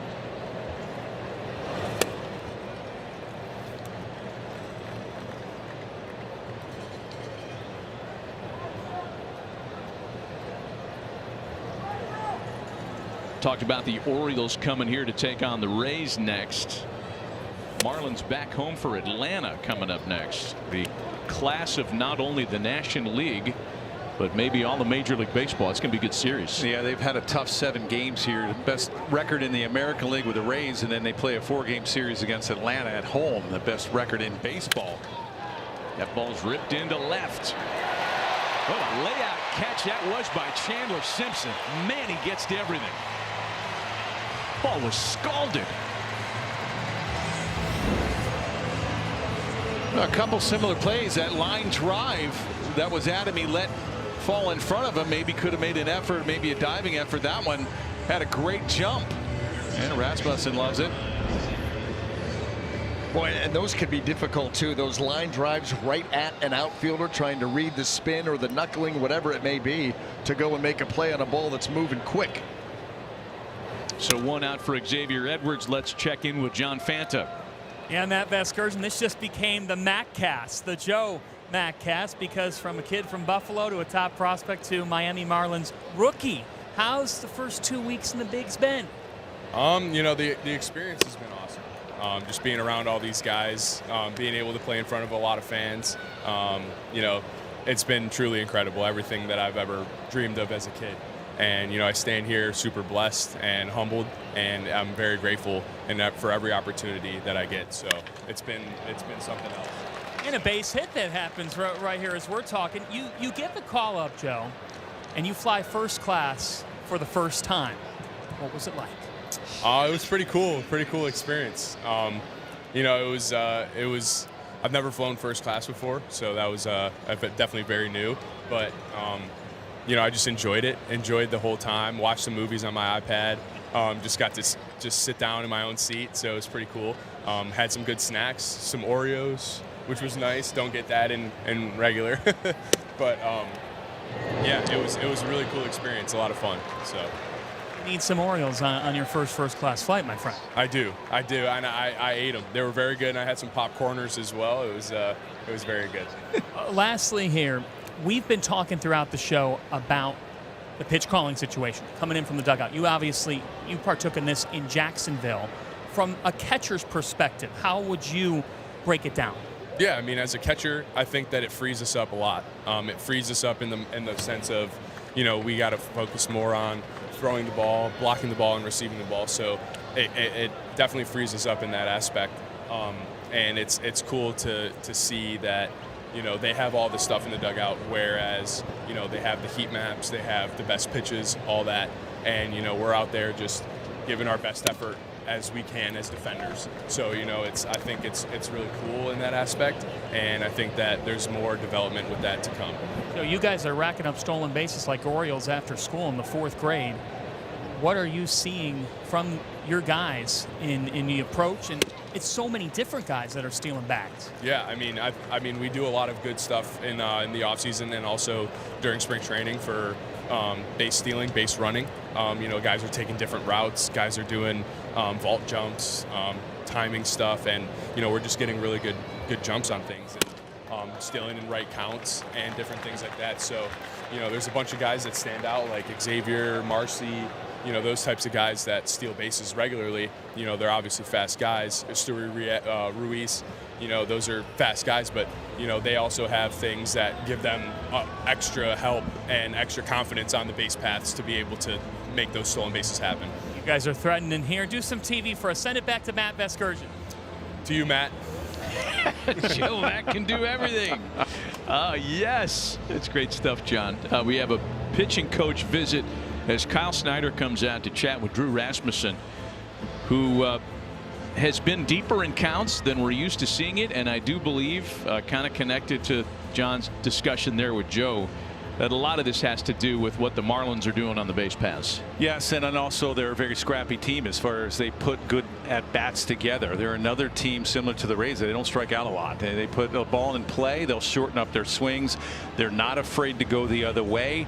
Like BA said, they know themselves. They're not going to try to lift and separate and hit the ball out of the ballpark when they're not a power guy.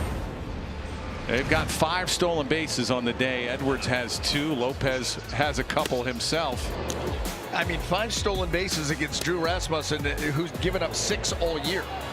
Through his first, 8 starts, first 8 starts, and they are just running. That obviously was the game plan. Again, tough to put together a bunch of hits in an inning against Drew, so try to run them, run them right off of the mound, and that in turn leads to you make him aware of the running game like they have, and all of a sudden you start to divide a pitcher's mind, and he's thinking a little bit too much about the guy on base, maybe not as much to the hitter, and you start leaving mistakes out over. Absolutely. Analytics doesn't measure the pressure that speed puts on a pitcher.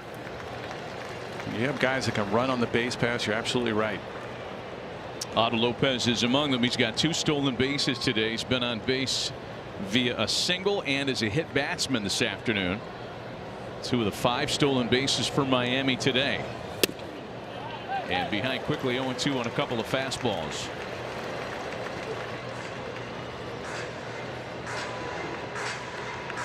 We could have challenged that one. That was down out of the zone.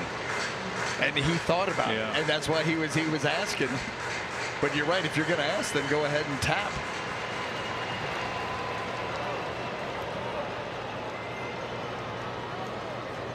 Edwards and Hicks aboard with only 1 gone. Marlins trying to counterpunch after giving up 3 last half inning. Palacios gets 1 and 2 on the double play. The well-timed ground ball. Double play ends the threat. Middle of the afternoon on Sunday leadoff in Tampa, with the Rays on top by 2. Tonight, the Seattle Storm take on Caitlin Clark in the Indiana Fever. WNBA action streaming live on Peacock and on NBCSN. I'll get it out. Junior Caminero leads things off in the home half of inning number 5. His solo homer with 1 out in the first started the scoring for Tampa. Lead is flip-flopped a couple times. Rays on top by 2. Yuri Perez back to work. Caminero homered on a sweeper in the first. Did not see a sweeper in the third when he struck out. That's nasty right there. 2-seam fastball in on the hands. You stay in there. Homer for Caminero was his team leading 12th, and now we'll have a conversation with Hicks. Well, let's take you back to the first. Oh, there's that sweeper you're talking about that he did not get in his second at bat. That ball just roped out there, an absolute missile. Devin Cash saying you're talking about the adjustment that he made. Missed one of those pitches earlier in the AB, but got on that one.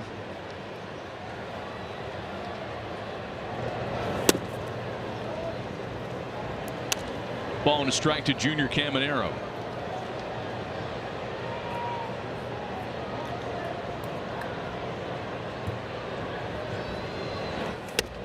You know, given he is the home run threat in a lineup that doesn't slug a lot, it's understandable, BA, when you learn that Junior Caminero sees the lowest percentage of pitches in the strike zone in Major League Baseball. Why play with fire? Coming into the season, and you look at the way that the Rays, lineup was constructed. I'm like, what team is going to pitch to Junior? Why? We used to earmark those guys. Not going to let this guy beat us. Well, make everybody else. I don't care how you line it up. And so, not surprising at all.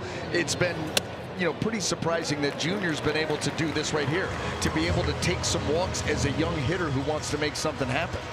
Well, that's why it's so important for Simpson, who hits ahead of him, to get on base, because then you might have a little bit better chance of seeing a fastball or seeing some pitches in the zone when you have guys on the base paths that can steal, that can run. Time for the FanDuel Live same game parlay. Yandy Diaz. Let's talk about this plate appearance. You can play number of pitches, over-unders at 3.5, and the result of the plate appearance. Yandy's due up next as Jonathan Aranda takes a strike. The Marlins have done a nice job on Aranda through this series. They've kept the ball down, a lot of off speed down and away.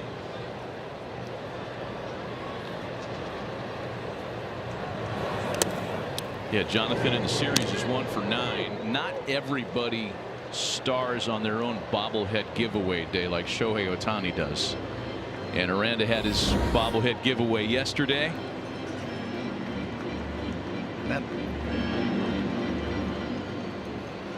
A couple of former teammates having fun with each other. What happens if he swings down like he just did and hits the glove and knocks that ball out? Run. Yeah, right. Or you can't do that. Can we see A-Rod do that I was going to say, right. In Boston when he was running down the line, and he got drilled for it. Rays trying to capitalize on another inning that they've benefited on a leadoff walk. It's happened 3 times, and in 2 of those innings they've scored. Aranda off the end of the bat, rolling foul.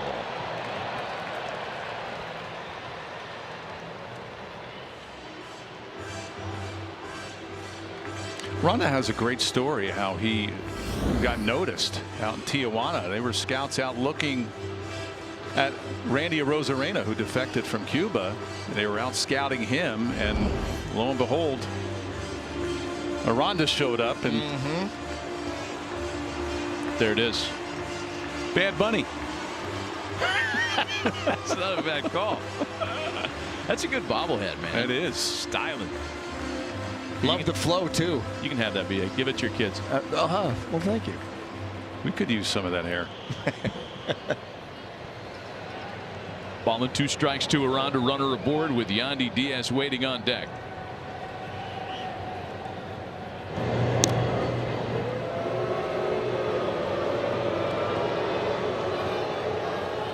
This might be Perez's last hitter. 96 pitches is his high on the year.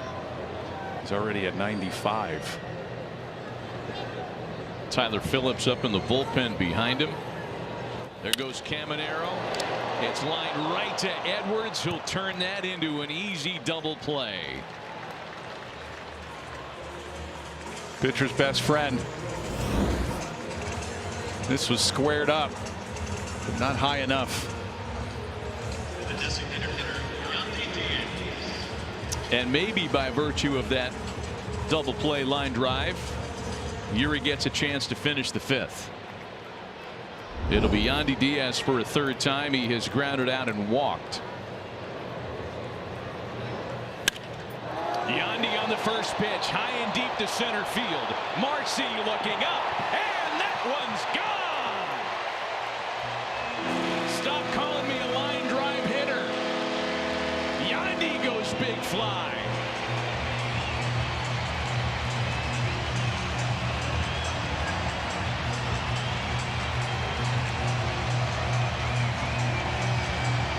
There's your flat swing. I can hit it in the air. Well, he is so strong. First pitch, he got a first pitch sweeper on Friday night that he hit out. This was the first pitch fastball. We talked about how aggressive he is early in the count. That was smoked. 426 to dead central. I got an idea against Yandy. Don't be in the zone. First pitch homer on Friday. You mentioned it, Nelly. First pitch triple today. And a first pitch homer. First pitch triple coming from Taylor Walls. And Yandy will pick his spots like you said, and he will get he'll show patience enough to take walks because he's got great strike zone discipline, but then he'll come up there, and if you have a get me over strike, he's going to turn it loose. Yandy's in a big year. There is language in his contract which will execute an option if he gets a minimum number of plate appearances this year. Hear his name on trade talks every once in a while. Why would you want to move that guy? No chance. He's here on a club friendly deal. They can keep him here for 2027 if he gets a minimum number of plate appearances. His salary will jump a little bit, but he's still one of the biggest bargains in the sport. And means so much to this lineup with his approach and his productivity. 2 balls and 2 strikes to Richie Palacios. Seems like a good team player, right? Oh yeah, oh for sure. I mean, listen, character. Yeah, good character guy, and just, you know, keeps to himself. Just goes out, rolls out of bed, and hits 300 plus every year.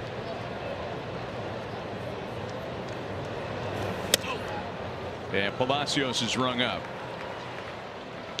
Not before another homer. Yandy Diaz, 7th of the year, has given the Rays their biggest lead of the afternoon.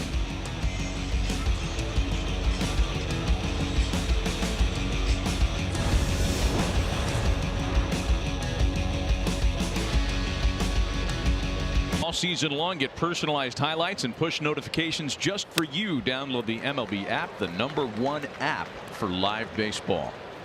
5-2 lead for Tampa Bay and for Drew Rasmussen. Watching that advantage grow after the Yandy Diaz homer last half inning. Top of the 6th inning, he gets Kyle Stowers, Connor Norby, and Jacob Marcy.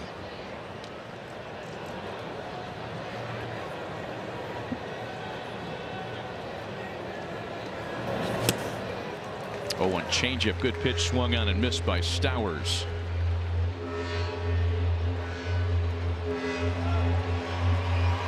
Two homers for the Rays today. They had a multi-homer game on Friday. Prior to that, 11 straight with either 1 or no home runs. A little bit of pop to an already dangerous lineup. That's bad news for the opposition. And every now and then, you know, they'll do that. They've got some guys that will hit some home runs over the course of a season. That's not going to be the main way that they're obviously going to score. But when they do that, boy, it makes things infinitely easier, because the other part of their game, the creation of runs, the manufacturing of runs, the base running, that's never going to go away. 2 balls and 2 strikes to Kyle Stowers. That caught somebody's mask on the way back.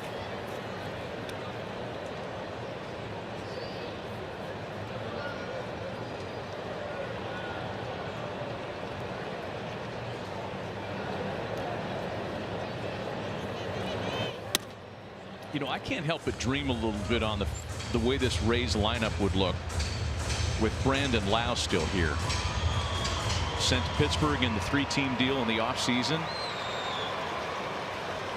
Feels like, you know, he's that additional power bat that everybody talks about as the last piece of the puzzle. There's ball 4 as Stowers is aboard, and we check in with John Fanta. Matt Vasgersian, I have found my way through the seas to find the Cownos Clubhouse, which is the home of the Cownos Rays, and they embody the resilience of this area because the Cownos Rays sitting in this tank, they waited it out during Hurricane Milton, which hit October 2024, led the Rays to not calling this their home last season. These Rays, they were here through the hurricane. They then got transported to the Florida Aquarium, then to Tampa Electric's Manatee Viewing Center. They spent 500 some odd days away from this ballpark, but with $60 million worth of renovations, they are back here at the Cownos Clubhouse, the 7 Cownos Rays. And it's a great time here in St. Petersburg and a wonderful time in this area because they also got the great news that the Rays, they're in this area to stay with an announcement from Hillsborough County, Tampa Bay, and the organization that a new ballpark, forever home for the Rays, is in the works. And here in the Cownos Clubhouse, they know they've got a forever home as well. I did not know that the technical name for those Rays was a Cownos Ray. You think they like being in that little small tank? Sure, look at it. That guy's having a blast. He's smiling. Well, they went to the aquarium. It's like going to a penthouse apartment, and then you just put them in a studio. Jam shot one hopper with a lot of English on it. Wall stays with it. They do get the out at second base. And there's one away with Norby reaching on the fielder's choice. Yeah, Taylor telling Junior, stop running interference. He reaches for that ball as this comes up on Taylor a little bit, but a quick recovery and get the force.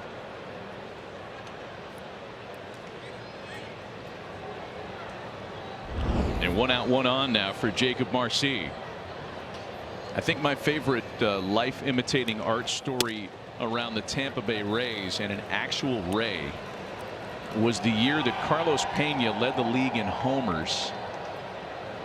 Middle of the summer that year, he went to the beach with his family and was actually stung by a Ray. A current Tampa Bay Ray stung by a Ray, and then like the Incredible Hulk, he went on this power binge and ended up leading the league in homers. It's like Spider-Man getting bit by a spider, huh? Exactly. Just take off. There you go.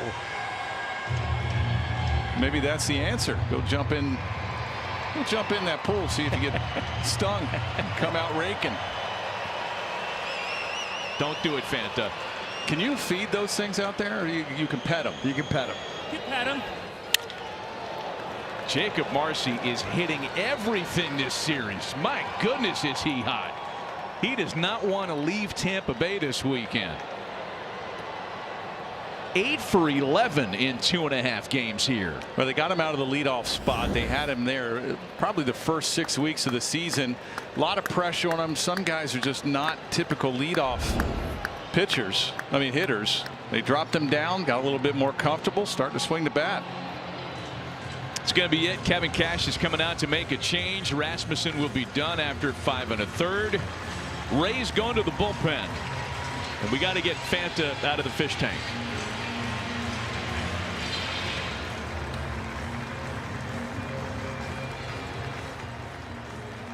In line for a win today, BA. You know what? Nothing came easy, though. He had to really work hard for every out that he got, relying on his defense a little bit. Did make some big pitches and was able to ring up a couple of strikeouts. But 5 1/3, scattered to 7 hits. There was some walks. They ran on him quite a bit.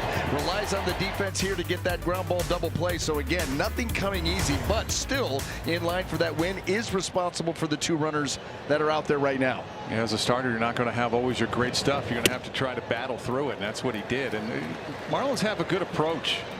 They work the count. They'll fight off some nasty pitches.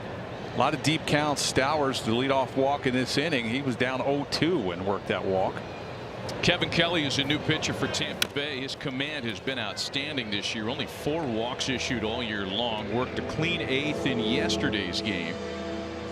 That was his 12th consecutive scoreless outing. He's been a very reliable option for Kevin Cash this year. Attacking the zone and pitching with conviction. You think about that arm angle right there. Unique. He likes to run that two-seamer in on the righties and then sweep the breaking ball away. Try to get him to smother it coming in, reaching for it and rolling over it.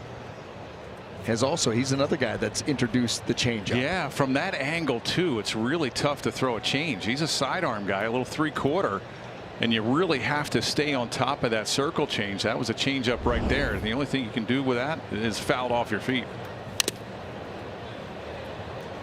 Fouls the next one off the catcher. It's still 0-2 to Leo Jimenez, again celebrating a birthday today, 1 for 2 on the afternoon.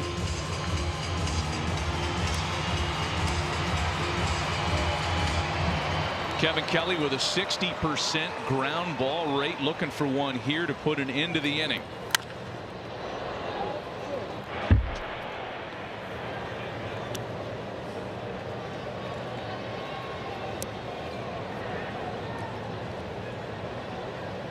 The only place in baseball that has the bullpens down the line. We used to have a bunch of stadiums that had that. Sweeper fouled away. Yeah, I didn't realize that, because you're right. There used to be a number of them. Yeah. And all of a sudden we were talking earlier this year and someone made mention that this is the only place, and I'm like, wow, we're down to one. Down to one after Oakland was left. Yeah.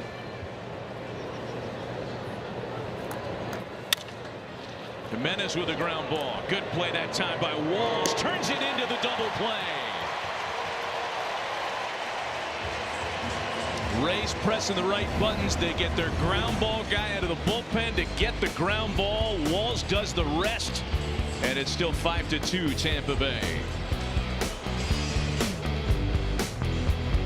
Subway Series in Flushing, Queens, and Ben Rice for the visitors, opening up the scoring. Homering against Freddie Peralta. But what a year he's put together despite some time away with injury. And it's the Yankees and Rays vying for the top spot in the AL East. It's going to be a good race all summer long. That was a crazy game. Citi Field, Citi Field last night between the Yankees. Who else was Shea? Wait a minute. I think that's a casino now, isn't it? I didn't mind pitching at Shea. No, I didn't mind either. Yeah, I mean, liked it. Yeah. It's a casino, and it's the name of one of Chipper Jones' children. Hot shot. Lopez bobbled. And Johnny DeLuca's aboard with a leadoff base hit against the new pitcher. Tyler Phillips comes on, yields the leadoff single, and now he'll deal with a runner aboard. Well, Tyler Phillips is one of the most valuable guys down in that bullpen. He can do everything. He can start for you. He can give you length out of the bullpen. He can even close. Has a couple of saves this year. Good fastball, mid-90s, split, sweeper, curveball. He's the guy that slaps his face when he comes through the door. He just slaps himself right in the face to wake himself up. One of those guys. One of those guys. 0-1 the count to Cedric Mullins. Leadoff hitter aboard against Phillips. Rays on top by 3 in the 6th. You know, it's interesting you bring up the type of pitcher he is, because when you talk about versatility on a roster, most of the time you're talking about position players, guys that can play different positions. You can move them into the outfield and they can do different things, but pitchers that are willing to do that, that's the thing. You got to have buy-in to be asked to do all these different jobs and go do them well. Yeah, he has such a great mentality, and he has the mentality that he could pitch in the 9th, and he has mentality saying, hey, if you need me to give you 4 or 5 tonight, I can do that as well. I guess if you're slapping yourself around, you can probably feel like you can pitch anywhere. I don't know if they picked it up, him coming off the mound. Now usually he's coming through the door, but here he's coming out over left field. He'll slap himself in the face a couple times to get himself going.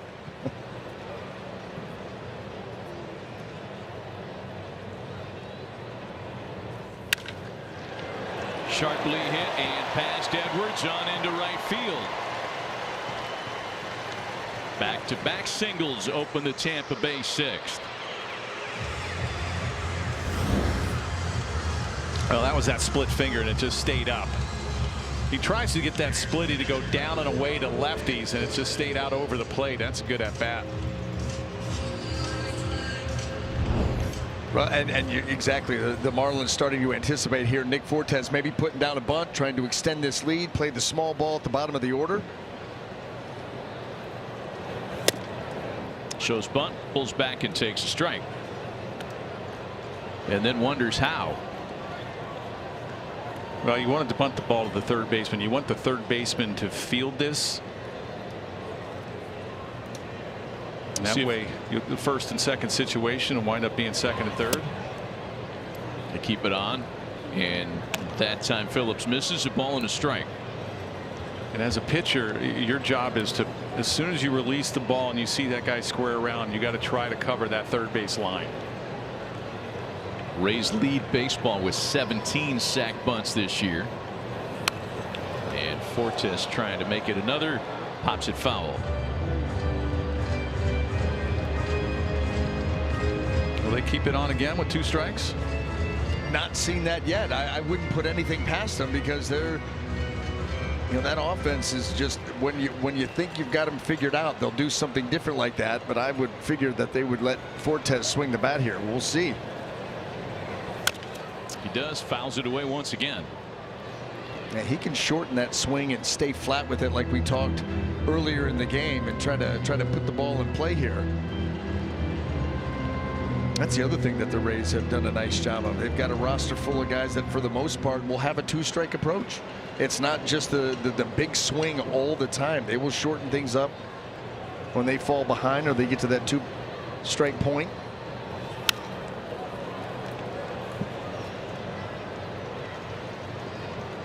Still the ball with 2 strikes on Nick Fortes.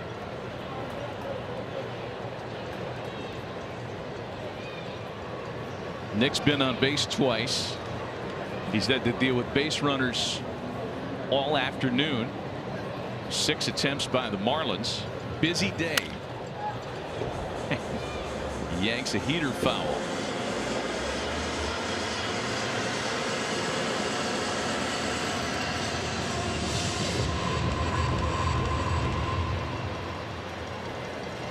Rays have been so good all series long with runners in scoring position. 8 for 18 in the first 2 games of the series.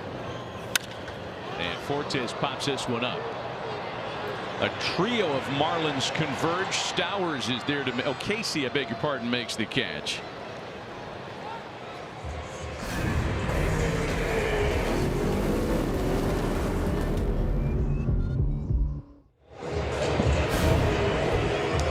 So runners still aboard at first and second now with 1 gone for Taylor Walls, whose 3-run triple in the 4th extended a hitting streak to 6 games.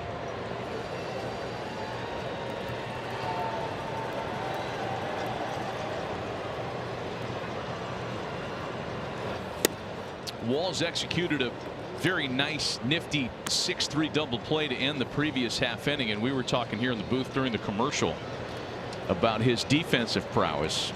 Kevin Cash told us before the game he feels like they're elite up the middle. And I would imagine Walls is part of the reason why. Oh, without question. I think that they feel that he is the best in the game. He's got just great hand-eye coordination, a little bit unorthodox when he talks about how he gets around baseballs and how he fields, but outstanding footwork too. That's the other thing. Turning the double play, just being, you know, having great body control. Ton of range, got a good arm, does everything well, and his pre-pitch anticipation, you know, understand, you know, he's one of the guys that has the pitch comp, so he knows what pitch is coming, and you can start to anticipate based on the hitter, based on previous swings, that as he's coming down on the balls of his feet, boy, he can start leaning one way or the other and get better jumps. Did he check it? The appeal? He did, and it's 2 balls and 2 strikes. No splitter, curveball, sweeper, and another splitter. I haven't seen a fastball after that one he hit for a triple in his last at bat.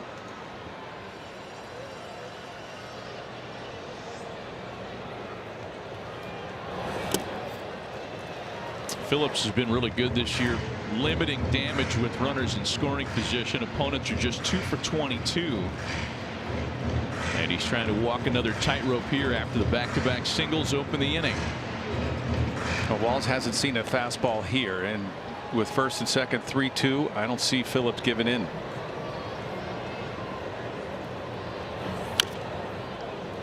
And you are correct. You get a feel for this at bat. I mean, this is a big spot. This is a big pitch. Command a heater away here. Be a good pitch.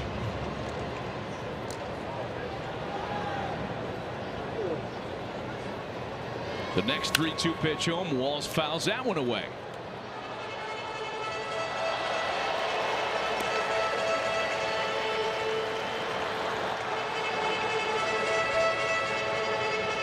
Either one of you guys want to guess at the number of foul balls we've seen in this game? No, but it is far too many. This has been a foul ball game. Oh, wow. What's the number? 55.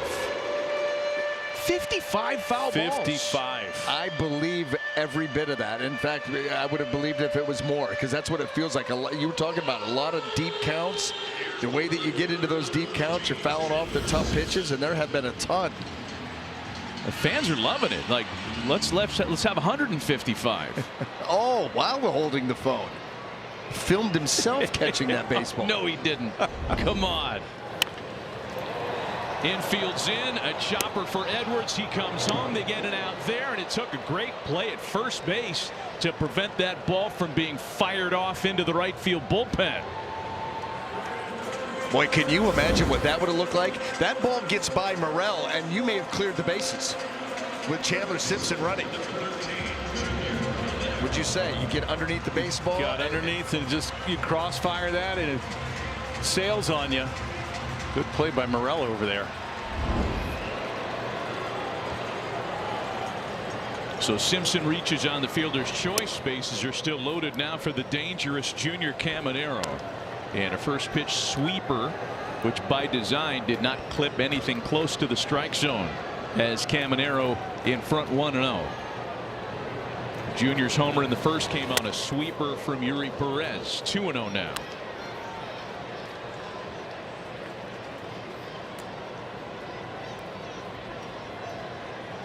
Remember, in the fourth inning, the Rays had the bases loaded with 2 gone. Miami 1 out away from escaping the jam before the Taylor Walls triple.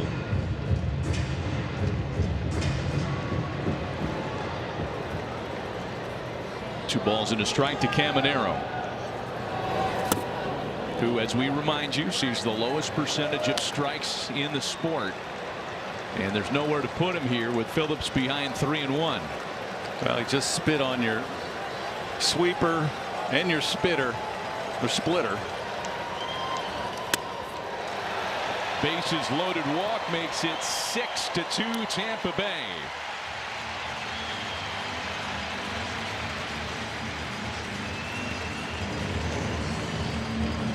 It's one of the things that has been impressive about Junior Caminero. To your point of seeing the fewest balls, fewest pitches in the strike zone, he has still maintained, his patience for a 22-year-old to go out there and do that, and not try to make things happen, because these pitchers, all they want him to do is try to expand his zone to be a difference maker, and all of a sudden now you get yourself in a rut. So he has been content to be able to take the walk, doesn't want to do that, but it also realizes that if I start playing that game, I'm going to get myself into some bad habits.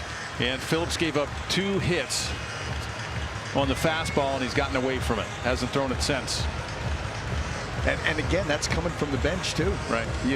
That's something that maybe noticed down there. He's certainly not shaking back to it.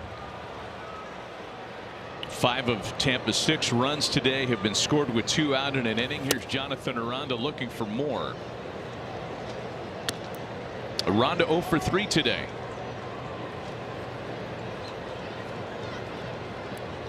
Only Rays starter to have failed to reach base. Behind 0-2. A couple of uncharacteristic swings there too by Aranda, going after those pitches clearly out of the zone. Being too aggressive at the plate, trying to do too much. He came in, I saw that. What was his last 18 games? He was hitting like 470, close to 500. Oh yeah, he was talking with Ryan Bass, our sideline reporter, before a game. And we'll get to that some other time. One more in the Rays half of the 6th. On to the 7th inning this afternoon. Tampa up 6-2.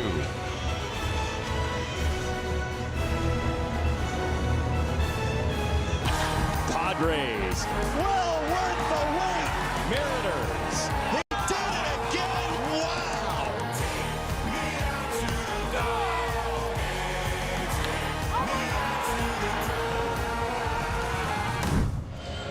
Sunday Night Baseball on NBC and Peacock tonight. Fernando Tatis Jr. and the Padres headed to Seattle to take on Julio Rodriguez and the Mariners. Jason Benetti joined by former Cy Young Award winner Jake Peavy, longtime Mariner and Mariner analyst Ryan Rowland-Smith.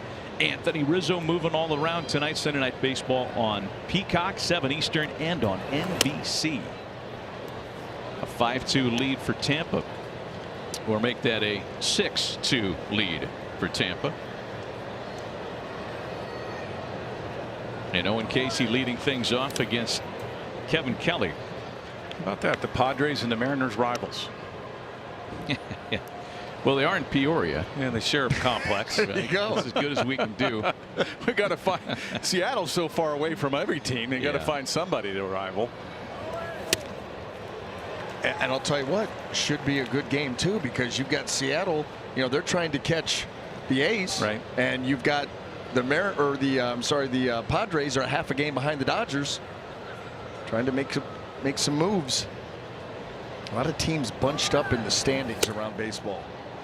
San Diego looking for a season sweep in the Vetter Cup, and I would imagine, Jeff, with some Mariners DNA still swimming around in you. What are we celebrating? How many years since your All-Star season as an M? 20. I think you landed the plane a little quickly there. I think it's been, by my math, 25 years. Oh, slider. I didn't see a fastball in that. That's so good. There's a drive out to left field off the bat of Owen Casey that Simpson will track down at the wall. How hard did you find for a right-handed hitter to stay buried against you? You know, with your length and coming from out there with that breaking ball, I mean, that front hip wants to go, right? Yeah, and I threw from the third base side of the rubber, so I'm coming right at a right-handed hitter. You start behind him. And I start that slider sometimes behind him, especially early in the count. And then I got to tell the catcher, I said, you got to get off the plate so I can sweep it, try to sweep it away. Now, what is that pitch? Is it a sweeper? You may be the OG of the sweeper, perhaps? Still not buying it. Still not buying the sweeper. Going to have a pinch hitter here. Joe Mack will bat with the bases empty and one gone. Well, whatever happened to the slurve? Did the sweeper replace the slurve? I'll buy the slurve. Okay. Yeah, I'll buy that little harder slider. Little harder breaking ball, curveball. It's a 50th year for the Seattle Mariners. Mack with a one-hop smash to second for Palacios, and there are two away. Before the term even existed, Jeff Nelson was throwing a sweeper. Backdoor. Little backdoor to lefties. I don't face them too often. Yeah, I mean, like you said, from the far third base side, the ground that pitch covers, my goodness.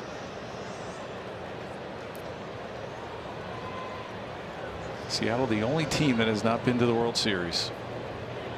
It's a mess out there in the American League West, though. Houston, all the injuries. Cal Raleigh with Seattle down.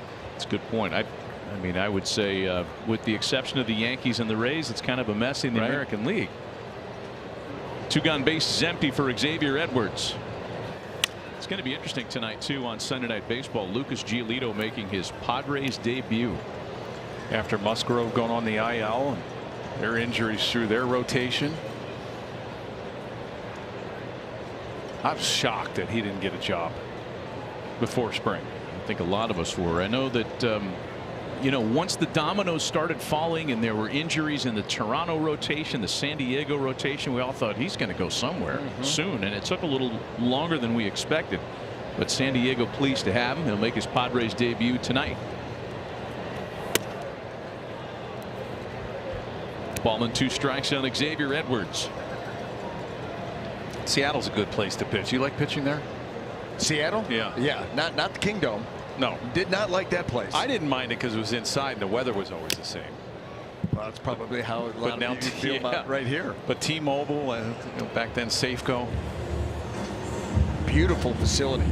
We were out there, I think it was last year, for Ichiro Suzuki's weekend. Yeah. Oh, nice. The weather, the fans, the vibe, it was everybody they brought back, pretty outstanding. And Edwards swings and misses. A 1-2-3 inning for Kevin Kelly. Still 6-2 Rays. Rays up 6-2 on the Marlins. It's MLB rivalry weekend, and the Cuban sandwich is part of this rivalry weekend. You see the Cuban sandwich. It dates about 130 years. But this weekend, there's some bad blood here at the Cubano stand. It's Tampa Bay versus Miami. You see here in Tampa Bay, there's a little bit of an Italian influence with the Cubano. Talking about the addition of salami and some fresh, little bit crisper bread from the local La Segunda Bakery. Miami, they do their Cubano sandwiches very well too. Yeah, you got the ham, you got the pork, you got the Swiss cheese, you got the mustard, you got the pickle. Let's try them out here. So we've got, right here's the Tampa Bay, Chef Mike Malone. He takes great care of me. And right here is the Miami. So I'm gonna try the visiting sandwich first. Try the visiting sandwich first. I'm very hungry. Just got some mustard on my hands. Here we go, folks, watch out.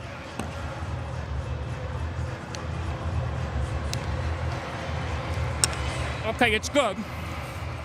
It's good. Get my palate here. Let me try the Tampa Bay. Crispier bread, and you got the addition of salami here, folks. It is a Sunday. It's good for Sunday sauce, good for some Sunday salami. Let's go.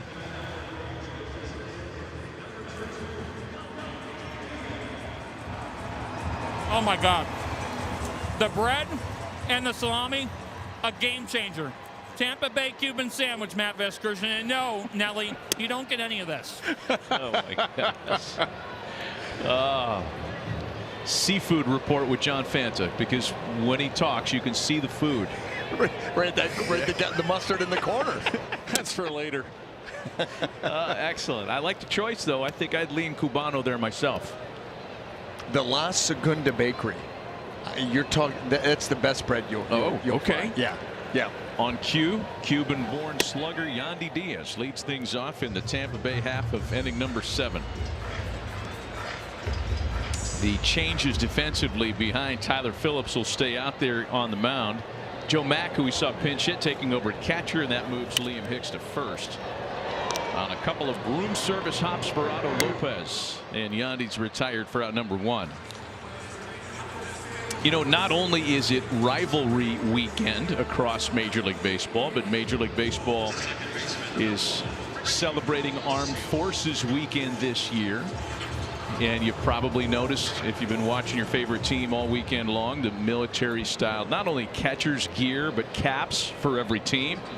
The olive gray theme, umpires are wearing them as well.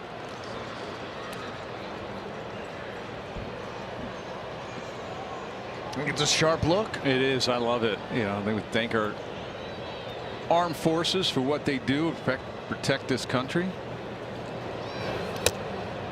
And if you like that look, they are available on MLBshop.com. I like the fact the league wears them not only this weekend, but for Memorial Day weekend. Do the Padres still go with the camo jerseys? Well, they used to celebrate every Sunday with the home camos, and they would always do a salute to the Marine Corps. There were always military themed promotions there. I'm not sure if they're still doing that on Sundays or not.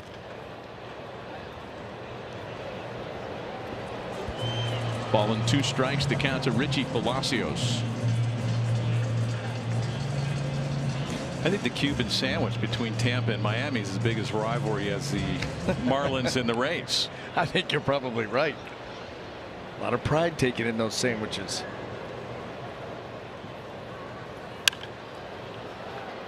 Palacios with a fly ball out to shallow center. Marzi had a hard time identifying the ball in the ceiling, so Lopez has to make the acrobatic catch. At a very difficult angle too. You talk about over the shoulder, having to track that baseball running straight out to center field. That's a heck of a job by Lopez. One last look at Marcy, realizes he's not getting there. Interesting, took his eyes off the baseball, was able to pick it back up because it can be tough here. 2 gone, bases empty now for Johnny DeLuca. Bunting for a base hit, fouls it away. We haven't had any catwalk balls. We had a couple on Friday, didn't we? The catwalk hit the first ring. Oh yeah, oh yeah. And you know the catwalks here. If a ball hits the A or B, A from the center of the roof out. A B, if it's in play, then it's a it's a live baseball. A chopper for Leo Jimenez, and safe at first base is DeLuca. Hicks had to come off the bag.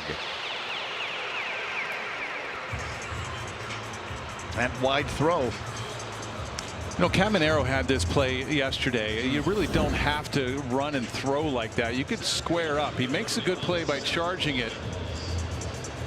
If he could have squared up just a little bit more and stayed on top of that ball, maybe he had a hard time getting it out of his glove. And DeLuca able to sneak by.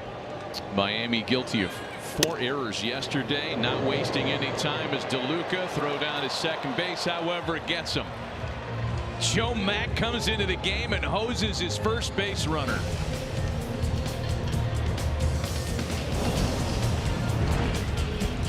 Rookie catcher showing off the gear.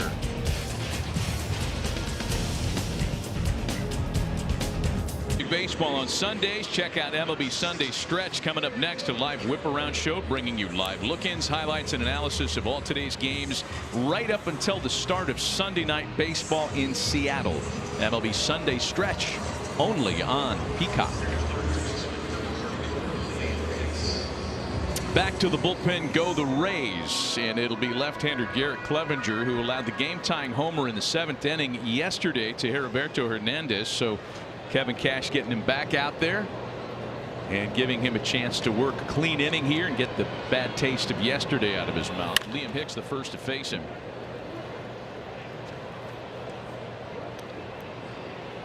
He threw Hernandez first pitch slider. And he crushed that ball. It was after a meeting on the mound. I was just going to say, wasn't that after the meeting? That did not go well. No. What did they tell him? Hey, don't throw him a slider here. Don't hang it. Don't hang it. Yeah, right. How about, you know, the pitching coaches? That's what you have to stay away from. Yeah. You know, you're going out there in a tough spot anyway, or you wouldn't be out there. Can't be part of the vernacular. It's got to be all positive. You don't even want that negativity being put in there. And that's what Kyle Snyder does a really good job of, and all the good pitching coaches do, is they go out there and tell you this is exactly how we're going to get out of this situation. We're going to do A, B, and C, and we're going to come back to the dugout scoreless. You know, sometimes I don't even like when they come out, especially if you get 2 quick outs and all of a sudden they have a pinch hitter. Let the rhythm go. You know, sometimes relievers are all about rhythm. I don't care who's up. I know how to get these guys out, and all of a sudden you break up that momentum that you have. Hated that. Yeah. Hated that. I remember one time pitching for Arizona, Damian Miller coming out in the middle of an at-bat after a couple of quick outs, and I shoot him back behind the plate. Like if we're in the middle of it, go away. This would have been strike 3. And Hicks loses his challenge. Oh, and I will tell you this, just to put a bow on it. I was pulled back by Damian Miller after that game. He said, if you ever shoot me back behind the plate like that again in front of 40,000 people, I'm going to come out and we're going to have a different kind of meeting. So 1 gone for Clevenger, who missed a little bit of time with a calf injury earlier this month. But I don't know, BA, you almost like flipped me a softball here. Talking about pitcher injuries. That's a fair ball into the right field corner. And part of what's turned into a very nice day for Otto Lopez. His 3rd hit of the afternoon. 2 stolen bases, an RBI. He's been on base 3 times. And he's in scoring position here with 1 out in the 8th. Well, you're going to see this guy in Philadelphia. He's been a terrific player, and just that little adjustment by squaring up. He was open. He had an open stance last year. And he started diving a little bit into the ball, and he really was susceptible to the inside pitch. And now he's squared up, starting to see the ball a little bit better, and he does an outstanding job of going the other way. How deep did he let that ball? Yeah. You've got to trust your swing mechanics to let a ball get that deep into the strike zone. So now Kyle Stowers, runner at second with one gone, and the Marlins aren't going away easily today. That's into center field. They're going to wave Lopez around. No play at the plate. An RBI single for Stowers, and it's a 6-3 Tampa lead. Now the Marlins are a resilient team. They'll give you 27 outs for a young team, one of the youngest in baseball. They will battle you. They will make you earn that win if you're ahead. And they never feel like they're out of it. Well, and this has to be, you know, for Kevin Cash, you know, you remember what happened last night. It was so difficult to score runs the entire game, and then all of a sudden, extra innings, right, and the Marlins go crazy. They came alive so quick, did everything so well in extras, and Kyle Snyder out there to try to prevent that here in this ball game. Craving more baseball? Just tell Siri, show me today's MLB schedule.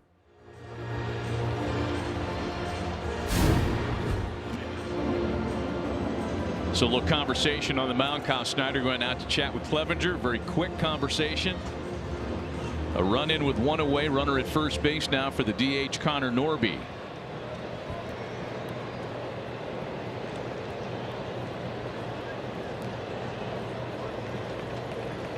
Norby hitless, reached on a fielder's choice in the 6th inning. We talked about Clevenger's calf injury. Brian Anderson mentioned his catcher Damian Miller a moment ago. I don't know if it's too soon to ask you about this or not, but I've been wanting to ask you about this for almost 20 years. The business with you putting your hand around somebody in a cab. We'll table that because there's more damage here for Miami. Norby into left. Some very loud contact against Clevenger here in the 8th inning. And now the tying run's going to dig in at the plate with runners at second and third. Well, there's that breaking ball. Hernandez got into that one in yesterday's ball game. That one just kind of spins, stays in the middle of the plate. Norby puts the barrel on it down into the corner, and here we go again. That's got to be the feeling. And you could see there when he released that ball how underneath he was of that breaking ball, underneath that slider. And absolutely the hottest hitter in the Miami lineup this weekend. Jacob Marcy has 2 hits today.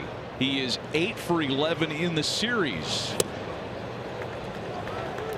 Of the 8 hits, only 1 has come against a left-handed pitcher. But in heating up this weekend, Marcy has increased his average from 176 to 212. His best weekend of the season to date. It turns into an easy take for him to go in front 2-0. Yeah, you get him out of the leadoff spot, moved him down to take some pressure, take that one extra bat away from him.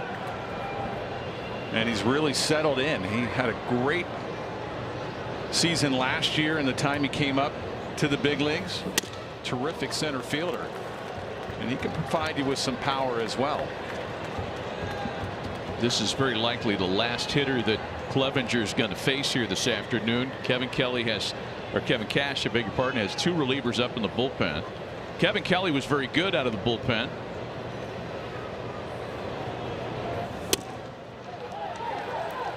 Three and 1, and we're going to have a challenge. Well,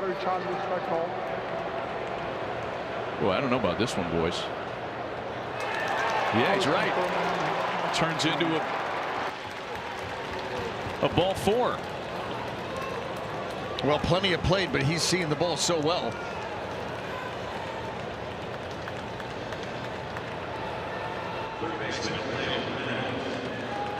So now Lyle Jimenez with the bases loaded, and here comes Kevin Cash. He's seen enough. Bases loaded with 1 away. The go-ahead run at the plate in a now 3-run game. We'll be right back.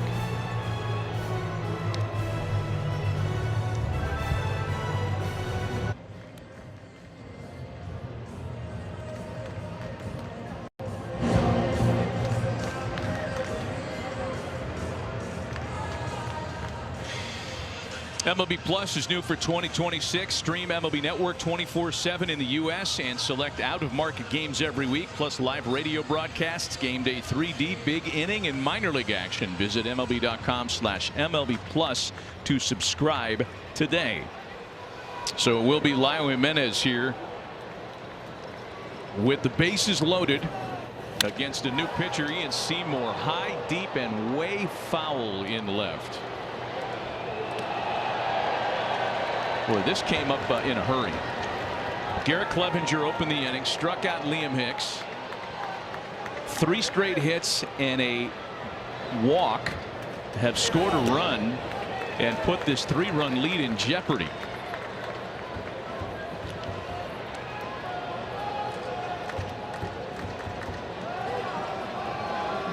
Well, Seymour opened up the game on Friday, pitched 2 innings, gave up the home run to Norby. It's a little deceptive, thrown across his body, throws from the third base side of the rubber. And that's where, you know, it comes in, and the changeup, that's his big pitch against the right-handed hitter.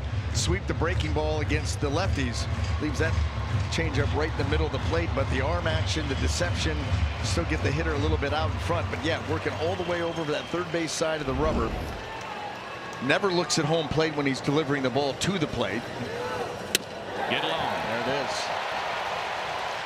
And why not? You get the swing and miss on that pitch to get to strike 2. You say, hey, I can make the adjustment, get that a little bit further away from Jimenez, and now you really get him reaching. 2 gone here in the Miami 8th, and now the Marlins will announce a pinch hitter. Heriberto Hernandez will pinch hit for Owen Casey. So Clayton McCullough wants a right-handed option off the bench. Hernandez hit a pinch hit homer yesterday.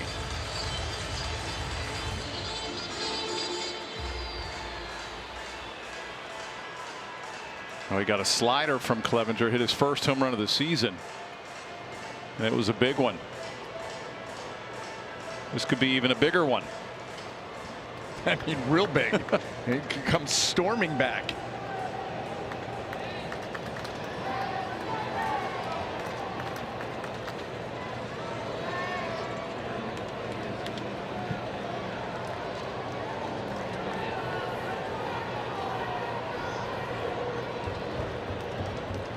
So here is Hernandez, and the Marlins, who have the platoon advantage here, also have the bases loaded.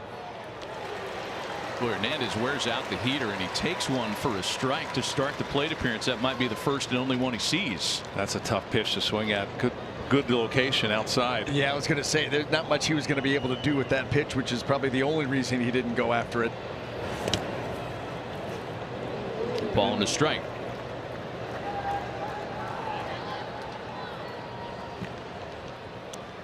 There was no cheapie yesterday either. The pinch hit homer, 439, one of the longest in this ballpark this year, and the only thing ruining it for Junior Caminero to run the whole table. Junior is homered today. If this inning gets any deeper, the guy who had the go-ahead hit in the 9th inning yesterday waits on deck to pinch hit, Javier Sanoa.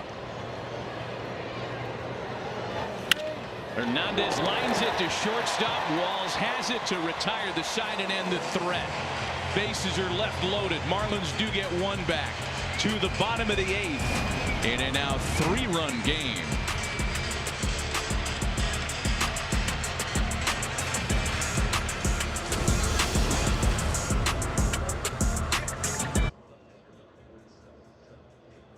Home a piece of the game. Bid on game used jerseys, baseballs, bases, and more at auctions.mlb.com. Beer cups, beer snakes not included. John King is the new pitcher for the Marlins, trying to hold this deficit for Miami at 3. The former Ranger and Cardinal, good numbers in his first year working out of the Miami bullpen. Ground ball specialist, good fastball, changeup, curveball. He's done an outstanding job in that Marlins bullpen. 2 balls and a strike to Cedric Mullins, who's walked, singled, and scored a couple of runs today. It's the first time King has been on the mound since allowing 3 runs on Thursday in Minneapolis. 2-2.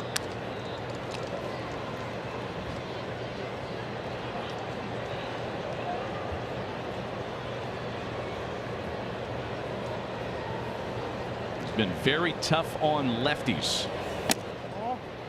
Goes to a full count on Cedric Mullins.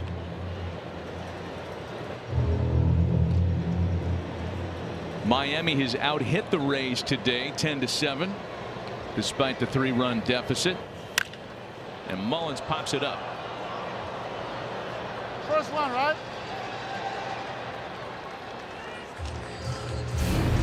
At Ace, no matter how you grill, we've got the perfect one for you. Because only your local Ace has all the best brands in one place, like Weber, Big Green Egg, Traeger, and Blackstone. That sounds pretty perfect. Ace is the place with the helpful hardware, folks. 1 gone, base is empty now for Nick Fortes. Tampa Bay got on the board early. Bottom of the first inning, a 1-out homer by Junior Caminero. Miami scored twice in the 3rd to grab their only lead of the afternoon. 3 in the 4th, and then add-on runs in the 5th and 6th have Tampa Bay 3 outs away from taking 2 out of 3 in this rivalry series. And it's 1-1 now to the catcher, Nick Fortes. Yeah, they split the whole grapefruit last year. Had to cut it right in half. 3-3. I think it was 2 out of 3 at both places. The Rays won 2 out of 3 at George M. Steinbrenner Field, and the Marlins took 2 out of 3 Lone Depot. Recent season series has really favored the Rays. Yes. In this rivalry matchup. Since 2019, Tampa has won 28 of 36. What's the overall record now? Because I will tell you this: when Kevin Cash took over as manager of the Rays, the season series, or the series between these two teams, the Rays were a game under 500, 46 and 47 when Cash took over, and it's been pretty much all Rays since. Fortes pops it up. Lopez has it for out number 2. Well, Tampa travels to Miami the first week of June to finish out the home and home portion of this thing.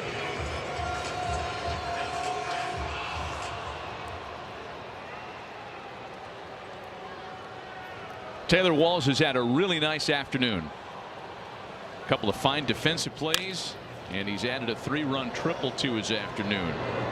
Miami's going to have 3 outs left to try to catch up. Wrapping up rivalry weekend in Tampa. Home side on top 6-3.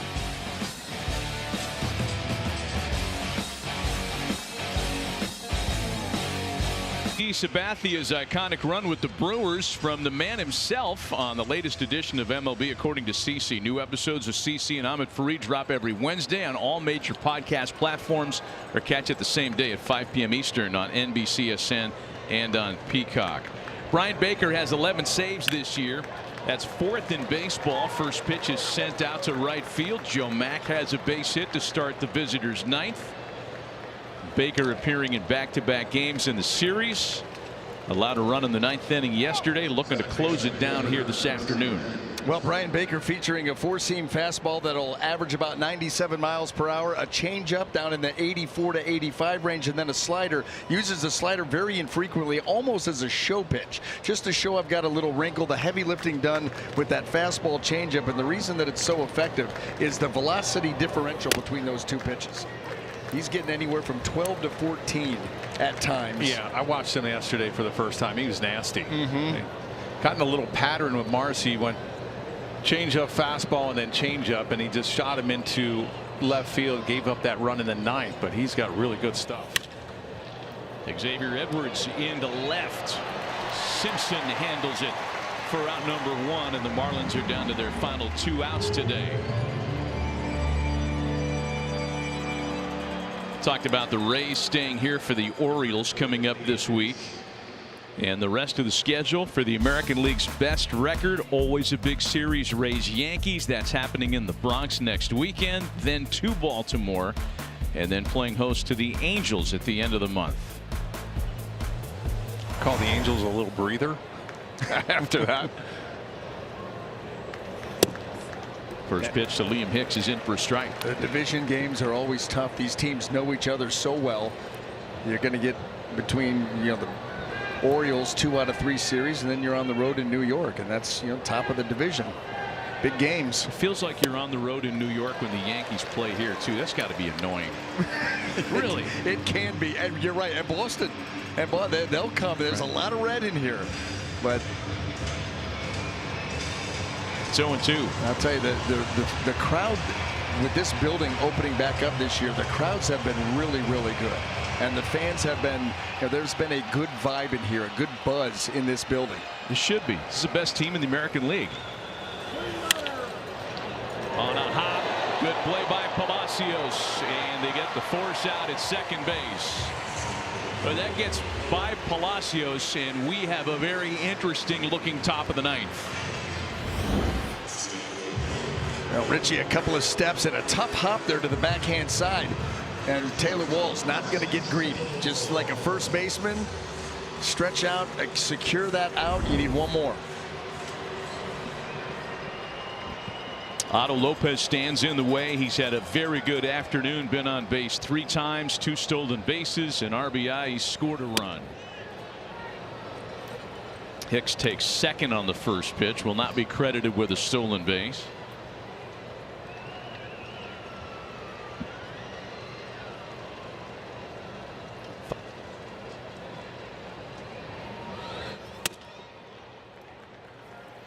Two balls and no strikes. And with a guy like Baker, you got to respect the fastball. He's got such a nasty change.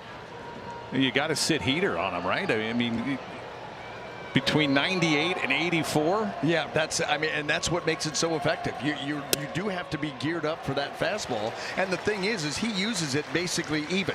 Like 46, 47% fastball, 45, 46% changeup. So he uses it enough that the ultimate get you in between guy.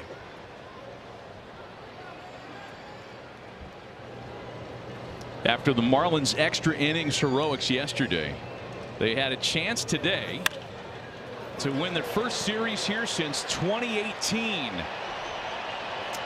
But that chance denied as the Rays hang on to a 6-3 win. Tampa improves to a major league best 16-5 at home.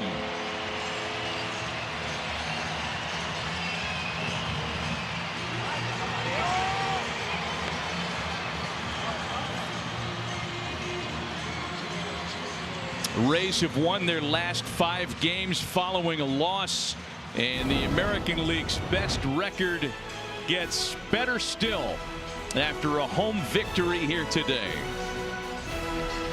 Back with more from the Trop right after this.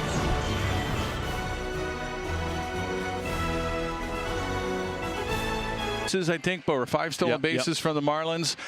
They were 3 for 11 with runners in scoring position. They had the opportunities. They just could not get the big hit. Rasmussen did make his pitches when he had to get out of some jams. The bullpen came in, did a nice job. Iori on the other side, just again battled a lot of pitches per at bat because the Rays don't strike out. He winds up walking 4, and I thought his breaking ball was a little flat. Fastball was decent, but the slider sweeper didn't do a whole lot today. Yeah, and I think to your point, you're talking about Drew Rasmussen. Nothing was coming easy to these 2 starters. They had to work for every out so hard. So who was going to be able to calm it down through the middle innings? And so Drew Rasmussen, as hard as he had to work, he was able to do that. The Rays were able to score and put together some add-on runs through the middle part of that ball game. And then it didn't come easy at the end either, but the Rays bullpen did enough to close it out. Good being with you guys this one. It was fun. That was a watch. Yes. Tampa Bay Rays are real. That's a good team. It's going to be